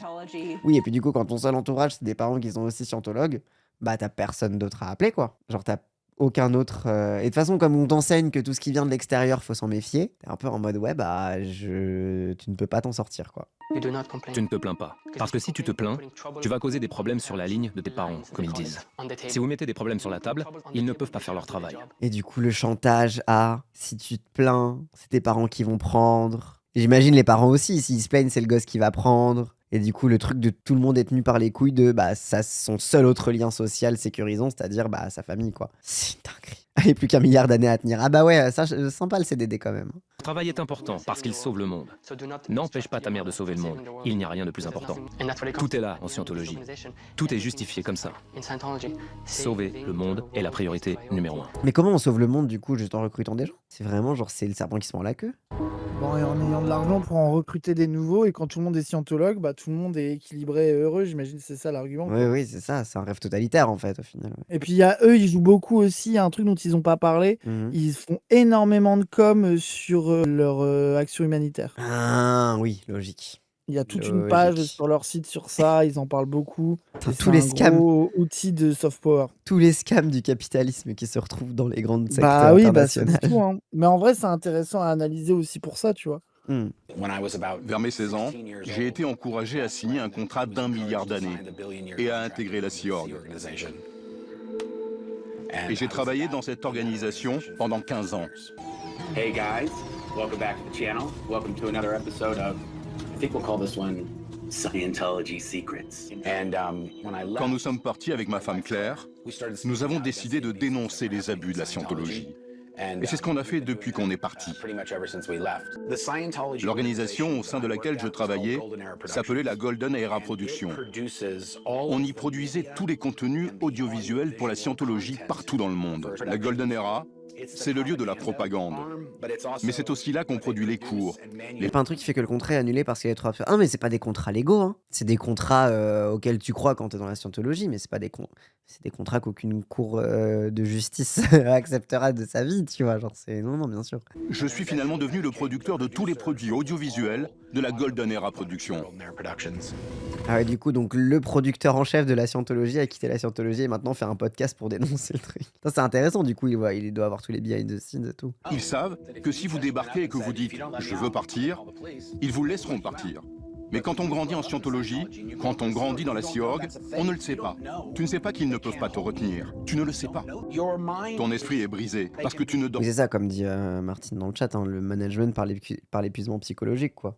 T'as même plus les capacités mentales de prendre du recul et de te poser des questions parce que t'es tout le temps épuisé et t'es au bout du rouleau tout le temps, quoi. Si quelque chose ne va pas bien dans ta vie, c'est parce que tu as des problèmes. Tu as été renversé par une voiture, c'est ta faute. Tu as fait quelque chose. Tu dois aller en éthique et y découvrir ce que tu as fait de mal. Ça peut être dans cette vie ou provenir de vie antérieure. Oui, c'est ça, c'est si t'arrive un truc, c'est forcément ta faute et le victim blaming permanent. Et si t'as l'impression que c'est pas ta faute, si ce n'est toi, c'est donc ta vie antérieure, quoi. En 1980, je suis rentrée de Copenhague au Danemark pour aller en Floride et j'ai rencontré un certain David. Nous avons commencé à sortir ensemble et nous avons fait l'amour. Nous avons décidé de nous marier, mais nous avons fait l'amour avant. On m'a fait passer un confessionnal, et puis j'ai avoué que nous l'avions fait.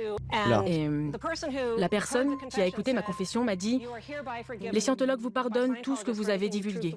Je suis donc sortie de ce confessionnal, et des agents de sécurité m'attendaient.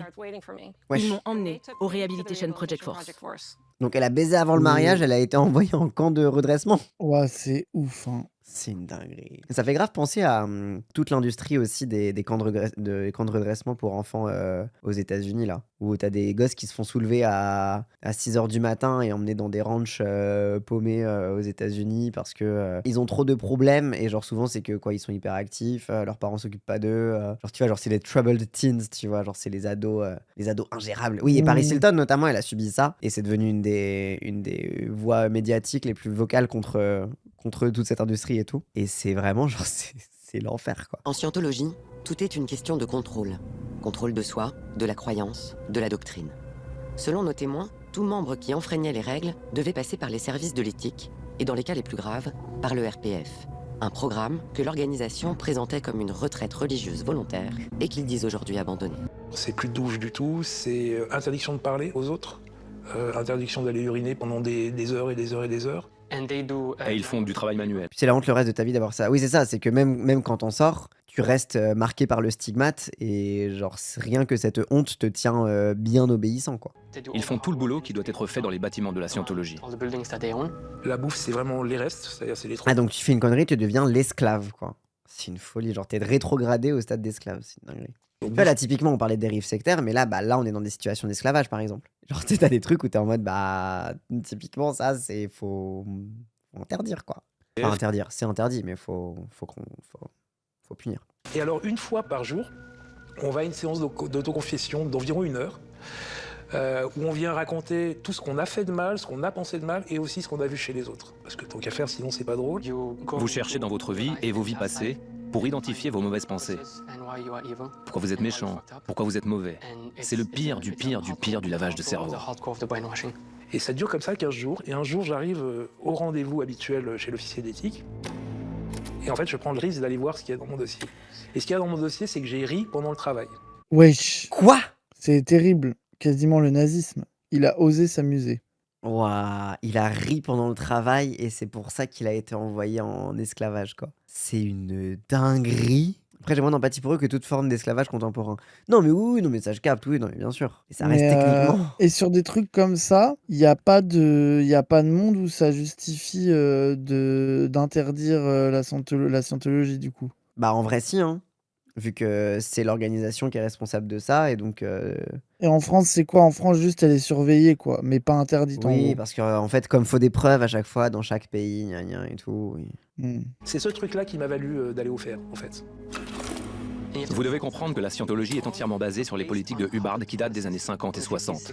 Certaines de ces politiques n'ont aucun sens, mais elles doivent être appliquées. Si vous ne suivez pas Ron Hubbard, vous pouvez aller au RPF, vous allez en éthique, vous êtes puni. Le crime le plus grave que vous puissiez commettre, outre le fait de critiquer la scientologie, est de violer une règle. De toutes les doctrines imaginées par Ron Hubbard, il y en a une qui est le cœur de la croyance. Pour y avoir accès, il faut passer des niveaux, appelés OT, jusqu'au niveau 3, une étape secrète dont il est strictement interdit de révéler le contenu. Un niveau que peu de scientologues atteignent. Et je me demande s'il y a un certain niveau, est-ce qu'il y a un certain niveau où le poteau rose t'est révélé? Comment tu fais pour recruter des gens qui sont conscients de la supercherie de L. Ron Hubbard? Est-ce que tu as encore des gens dans l'église de Scientologie qui sont dans une position cynique de L. Ron Hubbard, ou est-ce que du coup la montée en grade et la reproduction de mecs avec laver le cerveau fait qu'aujourd'hui, vu qu'il est mort, ils y croient un peu tous, et que t'as lié l'utile à l'agréable? C'est que bien sûr que tu te fais de la thune de fou, mais que t'es tellement convaincu que l'idéologie de la Scientologie est l'avenir du monde, d'être un peu crado et de faire des trucs de thunes monétaires te paraît hyper légitime pour Oui, que ça protéger devient ton idéologie, tu vois. ça s'auto-entretient, quoi. T'as même plus besoin du cynique du début, que les gens Ouais, c'est auto-entretiennent ça. le bail. Bah, je pense que tu dois être sacrément matrixé pour grimper les OT. Je pense que certaines personnes doivent avoir des passe-droits en fonction de la dynastie à laquelle ils appartiennent aussi. On va pas se mentir. Oui, bien sûr, bien sûr. Après, je pense pour grimper tous les OT, ça veut dire que t'es passé maître dans le fait de résister à la torture mentale et du coup, tu peux le plus gérer le cynisme, tu vois. Genre, c'est que t'es vraiment un expert dans la dissimulation.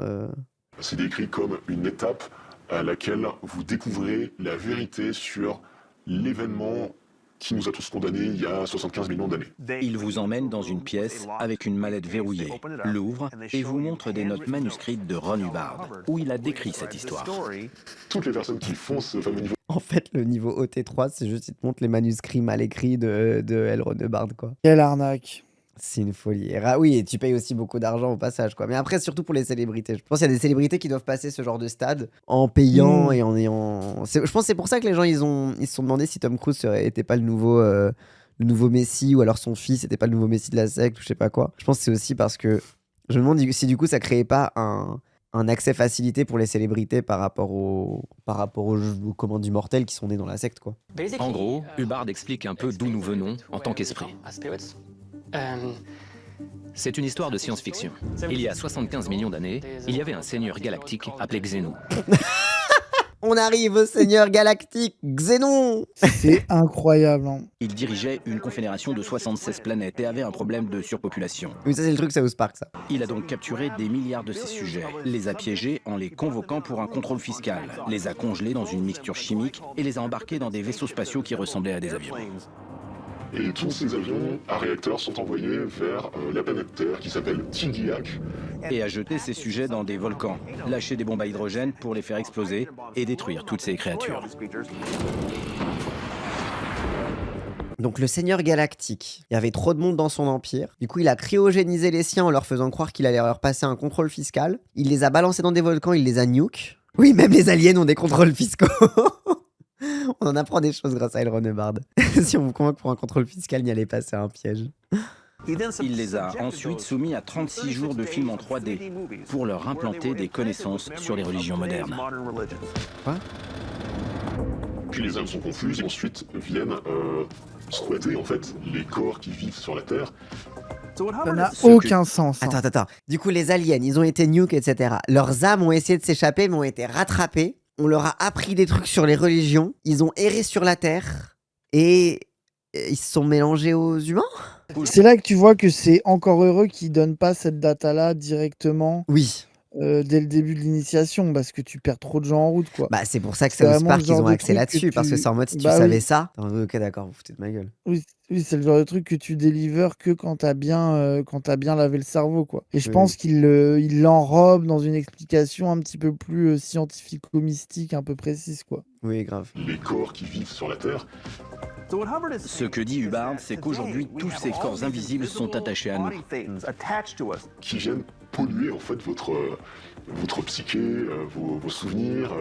Et ce que nous pensons savoir des religions modernes aurait été inventé par Xénou, il y a 75 millions d'années.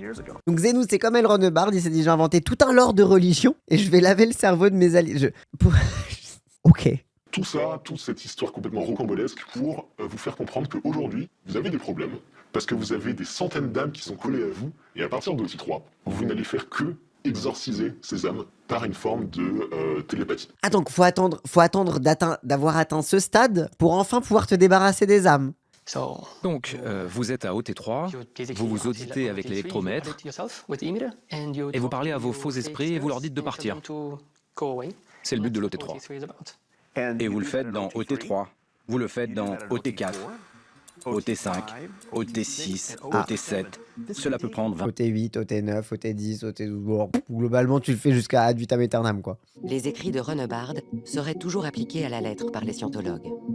Ce sont plus de 20 000 pages de conférences et règlements qui régissent le quotidien des adeptes partout dans le monde, et ce, depuis plus de 70 ans. Des textes écrits par celui qu'ils considèrent comme la source.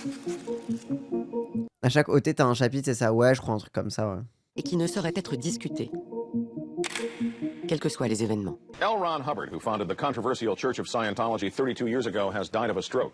Church officials say Hubbard, who has not been seen in public since 1980, died Friday. Ah oui, je crois que c'est ça. Et Hubbard, il est mort, mais les scientologues, ils font croire qu'en fait, il s'est débarrassé de son enveloppe charnelle pour continuer d'explorer les dianétiques, je sais pas. Ah oui, il a fusionné avec la dianétique, quoi. Ouais, un truc comme ça, ouais. Il est difficile pour un groupe comme celui-ci de survivre à la mort de son fondateur, surtout un leader si charismatique que tous les adeptes considèrent comme la source. Ron Hubbard est décédé dans un ranch en Californie le vendredi 24 janvier 1986. 3 jours plus tard, le lundi 27, les scientologues de Los Angeles ont été invités à se rendre au Hollywood Palladium sans savoir pourquoi. Ils ont été invités à se rendre au Hollywood Palladium pour un contrôle fiscal. Et une fois réunis dans ce grand espace, cette salle de spectacle, un petit homme est monté sur scène. At 2000 hours Friday, the 24th of January, AD 36, L. Ron Hubbard discarded the body he had used in this lifetime for 74 years, 10 months, and 11 days. The body he had used to facilitate his existence in this messed universe. C'est vraiment... Le fait qu'ils y aient cru me fascine. Ah ouais, c'est vraiment en mode briefing avant que vous lisiez la presse ou quoi que ce soit. Il s'est juste débarrassé de son corps. Ça va, c'est couper les cheveux, quoi. Ça reste le problème que t'as quand t'as un gourou surpuissant et omniscient. Quand il meurt, va falloir justifier la mort, quoi. Oui, bah ouais. Become an impediment to the work he now must do outside of its confines. Miscavige, à l'adolescence, a travaillé un temps avec Ron Hubbard. Il a donc eu un contact personnel avec lui. Et il s'est forgé l'image d'un des plus jeunes auditeurs du monde, une personne qui prodigue des conseils à la scientologie. Une fois Hubbard mort, Miscavige a très habilement mené un coup d'état. Ok, donc c'est comme ça qu'il se renouvelle. Tu vois, c'est ce que je disais, c'est que bah du coup, t'as des gens en fonction de s'ils sont proches du leader, bah ils récupèrent le bousin, quoi. Et Miscavige a changé d'objectif, passant de la création de nouveaux scientologues et de nouveaux auditeurs à l'obtention du plus d'argent possible auprès des adeptes les plus riches. Il est très doué pour ça. Ok, du coup ils sont en mode, c'est à partir de l'ère de Miscavige qu'ils ont commencé à devenir une machine à fric complètement débridée, quoi. Au début des années 2000, sans que rien ne change de la doctrine du fondateur défunt, David Miscavige a mis en place une nouvelle stratégie. Faire de la scientologie un empire immobilier. Voilà, il est pas fou. Ouais, il est pas con, ouais. Il est en mode, bon, alors ton truc de secte, ça va être compliqué, c'est un peu chiant. Vas-y, on va investir dans la bière. Comme McDo, oui, c'est ça, comme McDonald's. Bah, faut bien faire fructifier ce que les gens y donnent, quoi. Bah, bien sûr, quoi. Faut en faire quelque Tu vois, chose. et ça, tu vois très bien comment, à l'intérieur du capitalisme, tu peux justifier ça auprès de tes fidèles, notamment ceux très hauts dans la hiérarchie, par le besoin de maintenir en vie et de préserver les intérêts de la religion, quoi. Oui, de fou. C'est overpower, quoi. D'une scientologie capable de s'afficher partout dans le monde, avec des bâtiments flambant neufs. Ces nouvelles églises ont un nom, les Ideal Org. Mais reste un point central, parvenir à financer un tel projet. Alors, il y a un mec qui s'appelle John Travolta. David Miscavige explique aux scientologues qu'ils doivent donner de l'argent pour ouvrir de nouvelles organisations idéales. Car une fois qu'ils auront ouvert ces magnifiques nouvelles cathédrales dotées de tous ces écrans ultramodernes, cela suscitera un vif intérêt et l'Église accueillera de nouvelles personnes. Miscavige demande aux adeptes de chaque région d'acheter un terrain ou de payer les rénovations des bâtiments. Ah bah oui, parce que, attends, c'est pas le proprio qui va payer non plus, hein. Allez les esclaves et les locataires, c'est vous qui payez. Putain. Les habitants investissent donc parfois des millions de dollars de leur propre argent, de leur travail et de leur temps dans ces bâtiments. Ça s'appelle du crowdfunding, ça s'appelle tout simplement un projet grassroots, un projet bottom-up. Voilà, c'est le peuple qui participe.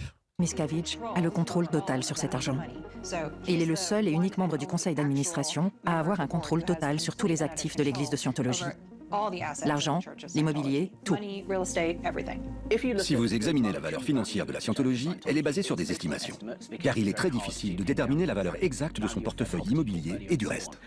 J'estime que la fortune mondiale de la Scientologie est d'environ 8 milliards de dollars. C'est vraiment le rêve mouillé du capitalisme, vous avez raison. Ah non, mais je vous dis vraiment, la Scientologie, c'est la secte conservatrice c'est la secte de droite par excellence. Faudrait faire un political compass des sectes. Mais oui, la Scientologie, c'est la bonne vieille droite George Bush, quoi. Ce que Miscavige essaye de faire, c'est d'acheter des propriétés dans chaque ville pour donner l'image d'une Scientologie puissante, comptant des millions de membres. Mais en réalité, ces bâtiments sont vides. Oui, regardez les TikTok des scientologues. C'est vraiment, ils sont dans des bureaux vides. Ils sont en mode, venez, si vous êtes curieux, pour découvrir votre test de personnalité. T'es en mode, au secours, c'est vraiment les liminal space, quoi. Aujourd'hui, Miscavige considère la Scientologie comme un succès en fonction du nombre d'organisations idéales qui existent dans le monde. La dernière fois que je les ai comptées, je crois qu'il y avait au moins 68 organisations dans le monde, dans différents pays. Putain, c'est comme dans Yakuza quand t'achètes des propriétés pour vendre tes trucs de boulangerie, là.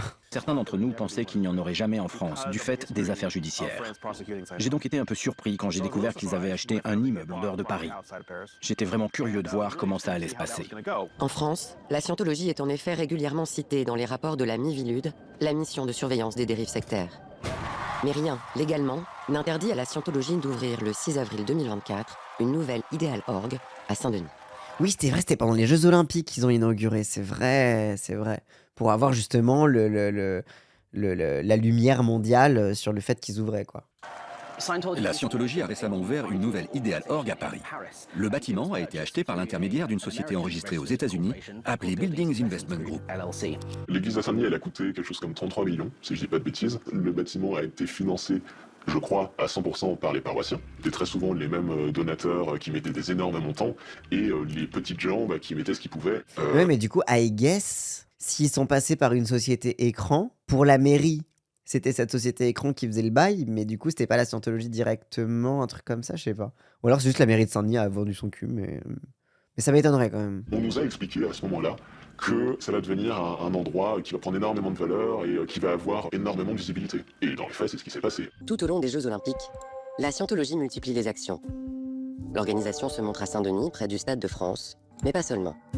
Une association de prévention contre la drogue, soutenue et parrainée par l'Église. Ah bah ça c'est clair que le truc anti-drogue, on récupère des anciens tox qui nous expliquent qu'ils ont été soignés par la Dianétique. Ça, c'est un de leurs trucs préférés aux scientologues. Et alors, à la fin des Jeux Olympiques, il y a Cherry on the Cake.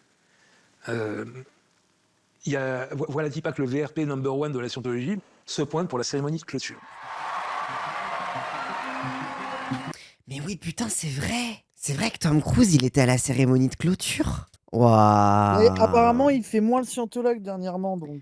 Oui, mais quand même. Tu sais que Tom Cruise va être quelque part, les recherches internet pour la scientologie vont augmenter. Ah oui, parce que c'est vraiment le truc de « Ah, mais c'est vrai qu'il est scientologue, lui Oui, de fou. C'est vraiment oh là là, la scientologie a ouvert une église à Paris. Ah, mais tiens, faudrait qu'on y aille pour voir. Non, frère. Non, au secours. Fuyez. Cette proximité entre l'église de Saint-Denis et le Stade de France, le fait que ce soit Tom Cruise qui close les JO à Paris, bon, je vois clairement une stratégie évidemment de communication. Ouais, ils ont vraiment bien rodé leur stratégie de com, hein, franchement.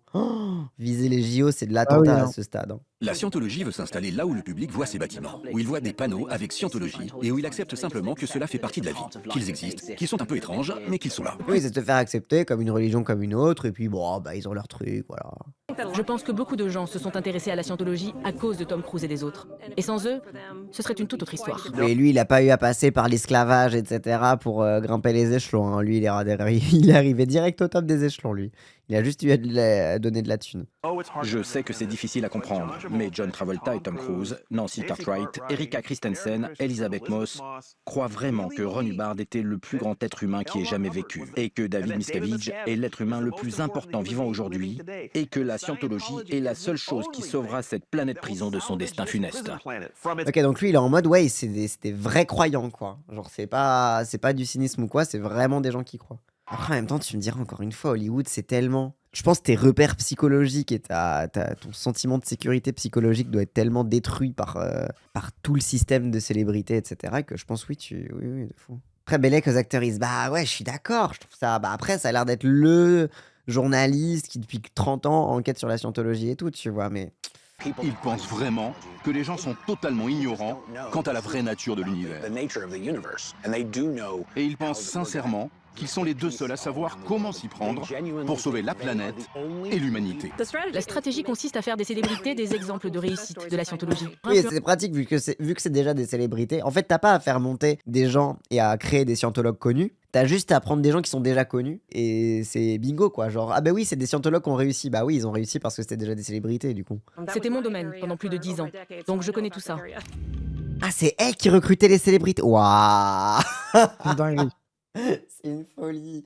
Oh, le sang sur les mains qu'ils ont, ces gens. Oh. Cette stratégie, pensée dans les années 70, a permis d'attirer des stars mondiales comme les acteurs Tom Cruise et John Travolta, les musiciens Isaac Hayes ou Chick Corea. Depuis, la scientologie cible la nouvelle génération. Pendant des années, Joy Villa a été une scientologue convaincue. Elle s'affichait dans des vidéos vantant les mérites de l'organisation.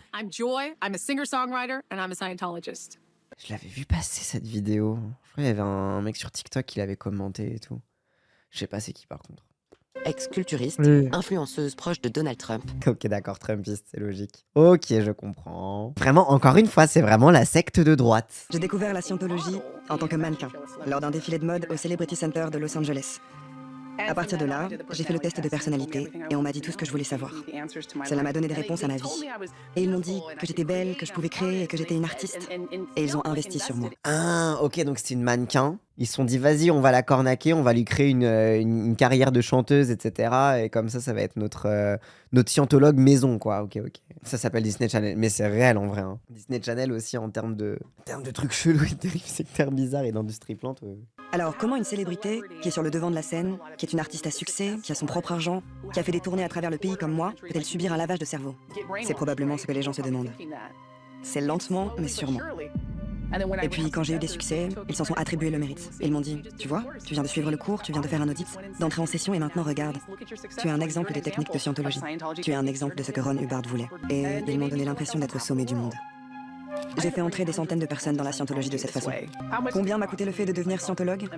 J'estime à environ 350 000 $. Rien que pour les services. Rien que pour moi. Bizarrement, ça m'a l'air pas si cher que ça. Après, je sais pas ce qu'elle brasse comme thune. Encore une fois, je la connais pas. Mais c'est pas la plus riche. Je pense Tom Cruise, c'est bien beaucoup plus. Toujours backhanded compliment. Mais bien sûr, le truc de quand tu réussis, c'est parce que c'est grâce à nous. Tu peux rien avoir pour toi-même. Tout est lié à l'organisation, etc. Oh, de fou. Sans compter les dons que j'ai faits. Mon ex-mari et moi les avons fait ensemble. Ok, oui, il y a les dons aussi en plus. Ok, d'accord. Près de 2 millions $. Ok, d'accord, oui, donc, ok. Eternal, tu dis, je pensais au moins 3 millions, on s'approche des 3 millions, du coup, au final. Wow. 2 millions en dons et 350 000 Ok, oui, ça c'est logique. Mais du coup, ça veut dire qu'elle les payait pour le management, etc. Genre, c'est-à-dire que quand elle dit, ça m'a coûté tant en service personnel pour moi, ça veut dire que, genre, littéralement, les managers qu'elle payait, c'était la scientologie, quoi. Hey guys, Joy Vila here. Welcome to the Joy Vila Show, where we talk about the 5 pillars of joy. Faith, freedom, finance, fitness. Je suis restée parce Oui, donc... Au final, elle a quitté la secte pour devenir une influenceuse bien-être, quoi. Donc au final, elle est un peu restée. Bon, ouais. Oui, c'est là que tu vois l'esprit, je sais pas comment dire, tu vois, mais... Pas très ricain, quoi. L'esprit des... Et puis même, les choses qui te matrixent, même quand tu arrives à te déradicaliser d'une secte, Oui. c'est pas pour ça que tu te déradicalises du capitalisme et de ces injonctions. Et de la célébrité, du sentiment d'être spécial, d'influencer les fou. gens. Ouais, de fou. Vendeuse de formation trumpiste, ça va. Elle a fait sa propre secte. Elle s'est dit, putain, si je suis perdante dans la secte des autres, peut-être que je serais gagnante dans ma propre secte. Mais est-ce qu'il n'y a pas des dérives sectaires dans le trumpisme? Ah, par totalement, ailleurs. totalement, Tu totalement. vois? Tout le lore des Trumpistes qui sont persuadés que Trump, c'est littéralement Jésus. Il y en a plein, il y en a Ouais, c'est plein ça. de fond. Mais même dans les trucs un peu même Trumpistes survivalistes et tout, c'est grave dérive sectaire à fond. Hein. Oui, bah QAnon, oui, QAnon typiquement. Mais après, dérive sectaire, moi j'ai l'impression aussi qu'il y a un truc où, tu vois, ce terme a été un peu galvaudé presque, à force de le répéter. Des fois, tu as des gens, bon, tu vois, par exemple, la transidentité, combien C'est de ça. fois une partie des TERF le lit sous le terme de la dérive sectaire aussi, tu vois. Oui, oui, de fou. Oui, pour les personnes trans, c'est en mode, je ne comprends pas pourquoi mon enfant ne fait absolument pas tout ce que je lui dis, il Oui, doit être, voilà, mouvement matrixé du par une nid, autre tu secte, vois, ouais. des trucs. Oui, c'est ça. Mentalement, j'étais encore un scientologue et ça m'a pris 10 ans pour comprendre que tout était faux, que cela ressemblait à une arnaque, que c'était un mensonge. Après, je suis parti en Suisse, chez mon père, pour commencer une nouvelle vie à partir de zéro.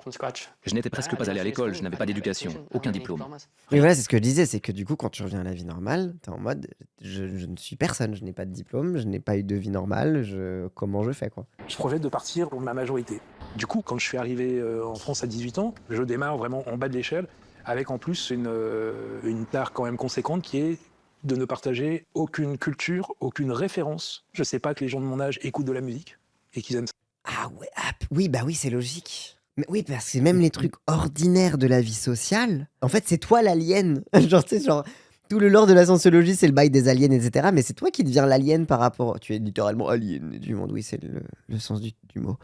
Mais oui, c'est vraiment ça. C'est genre, tu sais pas comment parler aux gens, quoi. Je pense que même. Et moi, c'est un peu le truc aussi avec les Mormons, où les Mormons, souvent les ex-Mormons, ils parlent du fait que quand ils étaient chez les Mormons, ils avaient une voix, enfin une façon de parler qui était un truc, une façon de parler qu'ont les Mormons, tu vois. Genre, une façon de poser la voix, d'être enthousiaste, etc., etc. Et du coup, genre, t'as des trucs, même sur le plan de la sociabilité quotidienne, que tu désapprends et que t'es en mode, waouh, ok, d'accord, genre, vraiment tout mon cerveau a été réécrit, quoi. Ça, je sais pas qui s'intéresse à la mode. J'ai aucun code. Aucun savoir non plus, puisque j'ai arrêté l'école très tôt avec les gens qui m'entourent. C'est-à-dire qu'en fait, je suis un alien dans un monde auquel J'ai tellement. Voilà, j'ai vraiment prêché ce qu'il allait dire. Je suis trop fort.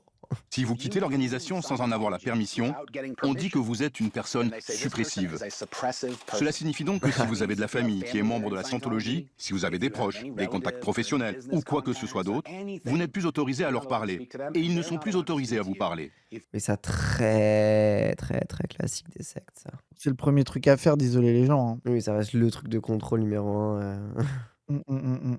Pour te forcer à revenir. Oui, c'est ça la strat, c'est en mode genre on te sépare de ta famille, comme ça tu reviens la queue entre les jambes parce que t'as besoin de ton lien familial et tout. Ouais. C'est une dinguerie, hein. Le tiers de relations abusives que c'est, mais niveau institutionnel, quoi. Et les jours qui ont suivi, où j'ai arrêté mon contrat, j'avais un grand plaisir, c'était de me mettre dans le canapé et lire un livre. C'était le bonheur total de rien faire. Voilà. Et j'ai été contacté par un ancien scientologue, qui était auditeur comme moi.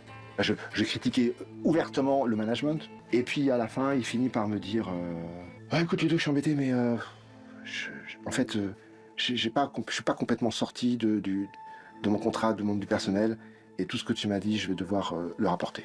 Et forcément, ils vont briefer ton fils. Mon fils, mais il m'a appelé, Quoi et puis il me dit un truc horrible. Il me dit je te reconnais plus. Ouais, comment il m'a dit ça? Je te reconnais plus comme mon père. Papa.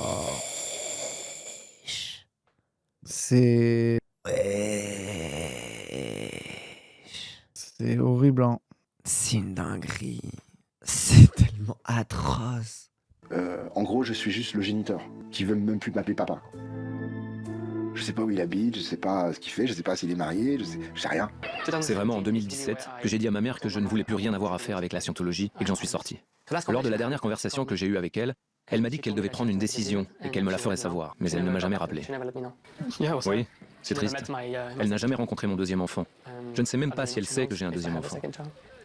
Et tu vois, c'est là où souvent, les gens qui sont en mode oh, les religions, c'est un peu des sectes qu'on réussit, etc. T'es en mode non, en vrai, non. Ouais. Franchement, Oui, moi, je suis d'accord. rien que pour C'est ce genre de- l'excommunication et ce tiers de bail au niveau de l'excommunication, Bah, tu peux avoir des franges radicalisées de Oui, oui. religion Qui plus deviennent classiques où dérivées, ça oui. arrive. Mais du coup, on en revient au fait que ça reste des franges radicalisées, quoi. Oui, ça reste des franges de cette religion qui sont devenues des sectes, enfin qui sont devenues dans les dérives sectaires, quoi. Genre, normalement, un truc normalement constitué, ça se passe pas comme ça, quoi. Quand t'écoutes, il y a des excommunications. Non mais attends, excommunication, c'est pas pareil de te rayer des registres de l'église et de te priver de tes parents. Genre, Oui, mais c'est. ça peut arriver, Enfin. hein, des parents qui, tellement matrixés par leurs idées religieuses, tu vois, c'est pour dire que les idées religieuses peuvent matrixer à ce point-là. Mais là, c'est le fonctionnement basique et général de la secte, tu vois. Oui, oui. C'est pas les franges, c'est pas genre les franges les plus radicalisées de la scientologie qui font ça. C'est le mode de fonctionnement habituel, quoi. Genre, en gros, il y a un truc où toute la secte est la frange radicalisée, quoi. Oui, oui, oui. Oui, te priver de ton gosse. Déjà parce que de base, ton gosse ne t'appartient pas, parce qu'il a. Genre, c'est. Bref, c'est une folie. Mes parents, par exemple, me parlent plus, pas parce que je suis gay, mais parce que leur secte leur interdit de me parler, c'est différent. Ouais, ouais, c'est ça. C'est genre. Oui, ça, c'est pas juste. Ils te parlent pas parce qu'ils sont pas d'accord moralement avec ce que tu fais, etc. C'est parce qu'ils ont un ordre du groupe de ne plus te parler, tu vois. Alors, c'est pas Ouais, juste. c'est ça, et parfois C'est l'un pas nourrit juste des l'autre. parents homophobes, ouais, ouais. Oser dénoncer les pratiques de la scientologie, c'est s'exposer au risque d'une réponse violente de la part de l'Église. Et en plus, j'imagine pas la paranoïa dans laquelle t'es quand t'es un excommunié de la scientologie aussi, quoi. Je pense que notamment quand t'as grandi dedans et que t'as été un peu matrixé par le fait qu'ils sont tout puissants, qu'ils entendent tout, qu'ils comprennent tout, qu'ils te surveillent, etc. Je pense que t'es pas bien dans les transports, même si, évidemment, les gens, ils vont pas aller te soulever chez toi ou quoi que ce soit, tu vois, mais genre, tu sais, je pense que t'as un truc où t'es pas tranquille, quoi. Genre, t'as encore l'impression d'encore y être, même si techniquement t'en as échappé, parce que, bah, oui, il suffit que tu parles publiquement contre et t'es en mode, est-ce qu'il y a des agents qui vont venir me soulever, quoi. La Scientologie a récemment lancé une campagne publicitaire dans le monde entier. Ici, au Royaume-Uni, 3 panneaux d'affichage ont été installés à la station Tottenham, qui est l'une des stations les plus fréquentées. Le but est d'essayer de se faire connaître ici au Royaume-Uni et évidemment ailleurs. Oui, le fait de reprendre Curious, c'est parce que c'est aussi le truc, c'est un peu la catchphrase de la scientologie en mode tu es curieux? Viens lire le livre. Alex Barnes-Ross nous a donc suggéré pourquoi ne pas les contrer en installant des publicités exactement aux mêmes endroits. Il y a un peu un côté David contre Goliath entre la Scientologie et ses ex-membres. Après, j'ai une bataille, mais bon, parfois je trouve que certains processus de cancel me rappellent les techniques d'excommunication, mais bon. Ah, mais de toute façon, la pectone, mais c'est ce que je disais, c'est pour ça que là, je vais arrêter les comparaisons avec la religion. Les gens, les pratiques sectaires et les pratiques de gourou se retrouvent partout dans notre vie sociale, les gens. Et c'est pas en mode, ah, tout est une secte, il faut se séparer, etc. Non, c'est qu'en fait, Mais c'est une question d'analyse de mécanique Oui. qui est intéressante. Exactement, c'est des technologies de gestion de la vie en communauté et de la vie sociale. Donc évidemment, si tu Ouais. les pousses au max, là, t'arrives dans les dérives sectaires, par exemple. T'as des trucs c'est une question de dosage. Oui, réponse, oui, on en revient au terme de dérive sectaire qui m'a l'air d'être plutôt une bonne take en fait, j'ai Oui, oui, de l'impression. fond. Oui, oui, pour moi, c'est la Ça meilleure take. permet ouais, ça m'a l'air d'être une bonne take de réfléchir comme ça. Parce que t'as des mécaniques à analyser qui peuvent même être analysées comme ce qu'elles sont. Ça veut dire que le groupe concerné n'est pas forcément une secte, mais tu peux analyser certaines des mécaniques utilisées à l'aune de la manière dont elles ont été utilisées dans des choses qui sont des sectes, quoi. Oui, tu Et du vises coup, ça en précisément fait un c'est quoi outil le problème avec politique, les sectes. avec c'est les ça. sectes. Et c'est là que ça devient un outil politique possiblement pertinent, quoi. Ça veut dire que tu peux analyser des groupes qui ont des façons de faire qui peuvent s'apparenter à des dérives sectaires sans que ce groupe soit une secte. Mais simplement, bah, il y a un truc où ça a fait système et tu peux l'analyser à l'aune des autres qui ont déjà utilisé ça, quoi. Oui, parce que quand vous réfléchissez, même dans vos groupes d'amis, il y a des trucs un peu sectaires, hein. Genre typiquement le truc d'avoir des petits rituels, de chanter ensemble, de prendre des drogues ensemble. Ça, c'est des trucs que tu retrouves énormément dans les sectes, tu vois. Genre typiquement tous les trucs New Age, etc. Mais bah oui, parce que c'est encore une fois, c'est une question de degré et d'à quel point c'est utilisé pour te supprimer ou pour justement faire vivre avec plaisir ta vie sociale, quoi. Ouais, oui, les inside jokes de fou, les private jokes, c'est un peu un truc de secte, de développer un langage parallèle, opaque au reste du monde, etc. Donc voilà. Donc c'est pour ça que c'est plus intéressant la question des dérives. Toutes les personnes que nous connaissons qui ont quitté la scientologie et qui s'expriment, tout ont droit à un site web haineux, géré par la scientologie à son nom. La plupart du temps, il s'appelle « Qui est cette personne ? Qui est Mark Edley ? Qui est Claire Edley ?» Peu importe qui c'est. Ce sont des sites gérés par la scientologie, remplis de mensonges. Ils ont essayé de me faire taire par tous les moyens. Ils nous ont fait espionner. Ils ont fait emménager des gens juste à côté de chez nous. Des caméras étaient tournées vers nos fenêtres. Ok, donc en vrai, oui, il y a peut-être des gens qui vont venir te soulever chez toi au final. Ouais, c'était chiant. On Hein. revient sur la paranoïa. Who is Garrido? Qui est Raquel Garrido? Ils ont écrit des lettres à ma famille et à mes amis. Ils ont appelé des personnes avec qui j'avais des rendez-vous d'affaires juste avant mon arrivée. Ils font littéralement des compromates. Ouais, c'est ça. Hein, mais en même temps, est-ce que c'est pas l'apanage de toutes les organisations internationales autoritaires, quoi? Pour les avertir que j'étais un fanatique anti-religieux et ce genre de choses. Un détective privé est allé en prison il y a des années parce qu'il avait été surpris en train d'essayer de pirater mes emails pour le compte de la Scientologie. Ils ont fouillé nos poubelles et ce genre de choses. Ils ont fait venir des amis qui étaient en réalité des détectives privés pendant des années. T'as des grosses entreprises qui font la même, bisous LVMH sur des journalistes ou militants. Oui, LVMH, ils font exactement ça. Enfin, bon, pour citer l'autre, c'est un fonctionnement normal du monde capitaliste et de la domination. La question revient toujours. Combien de temps la scientologie survivra-t-elle? Elle existe depuis 70 ans et il est impossible de dire combien de temps ça va encore durer.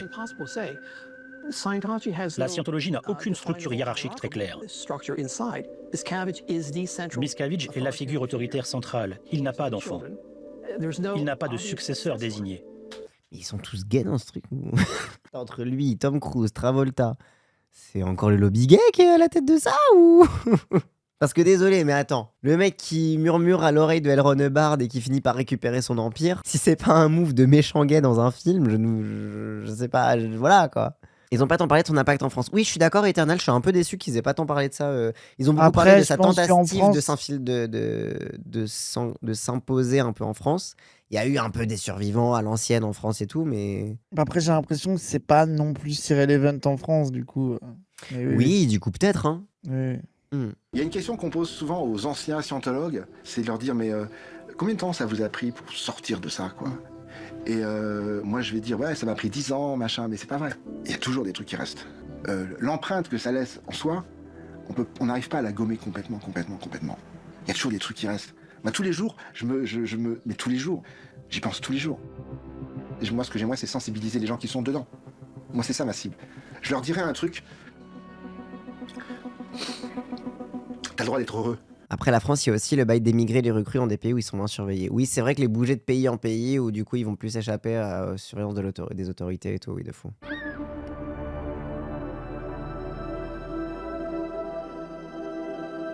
Ok.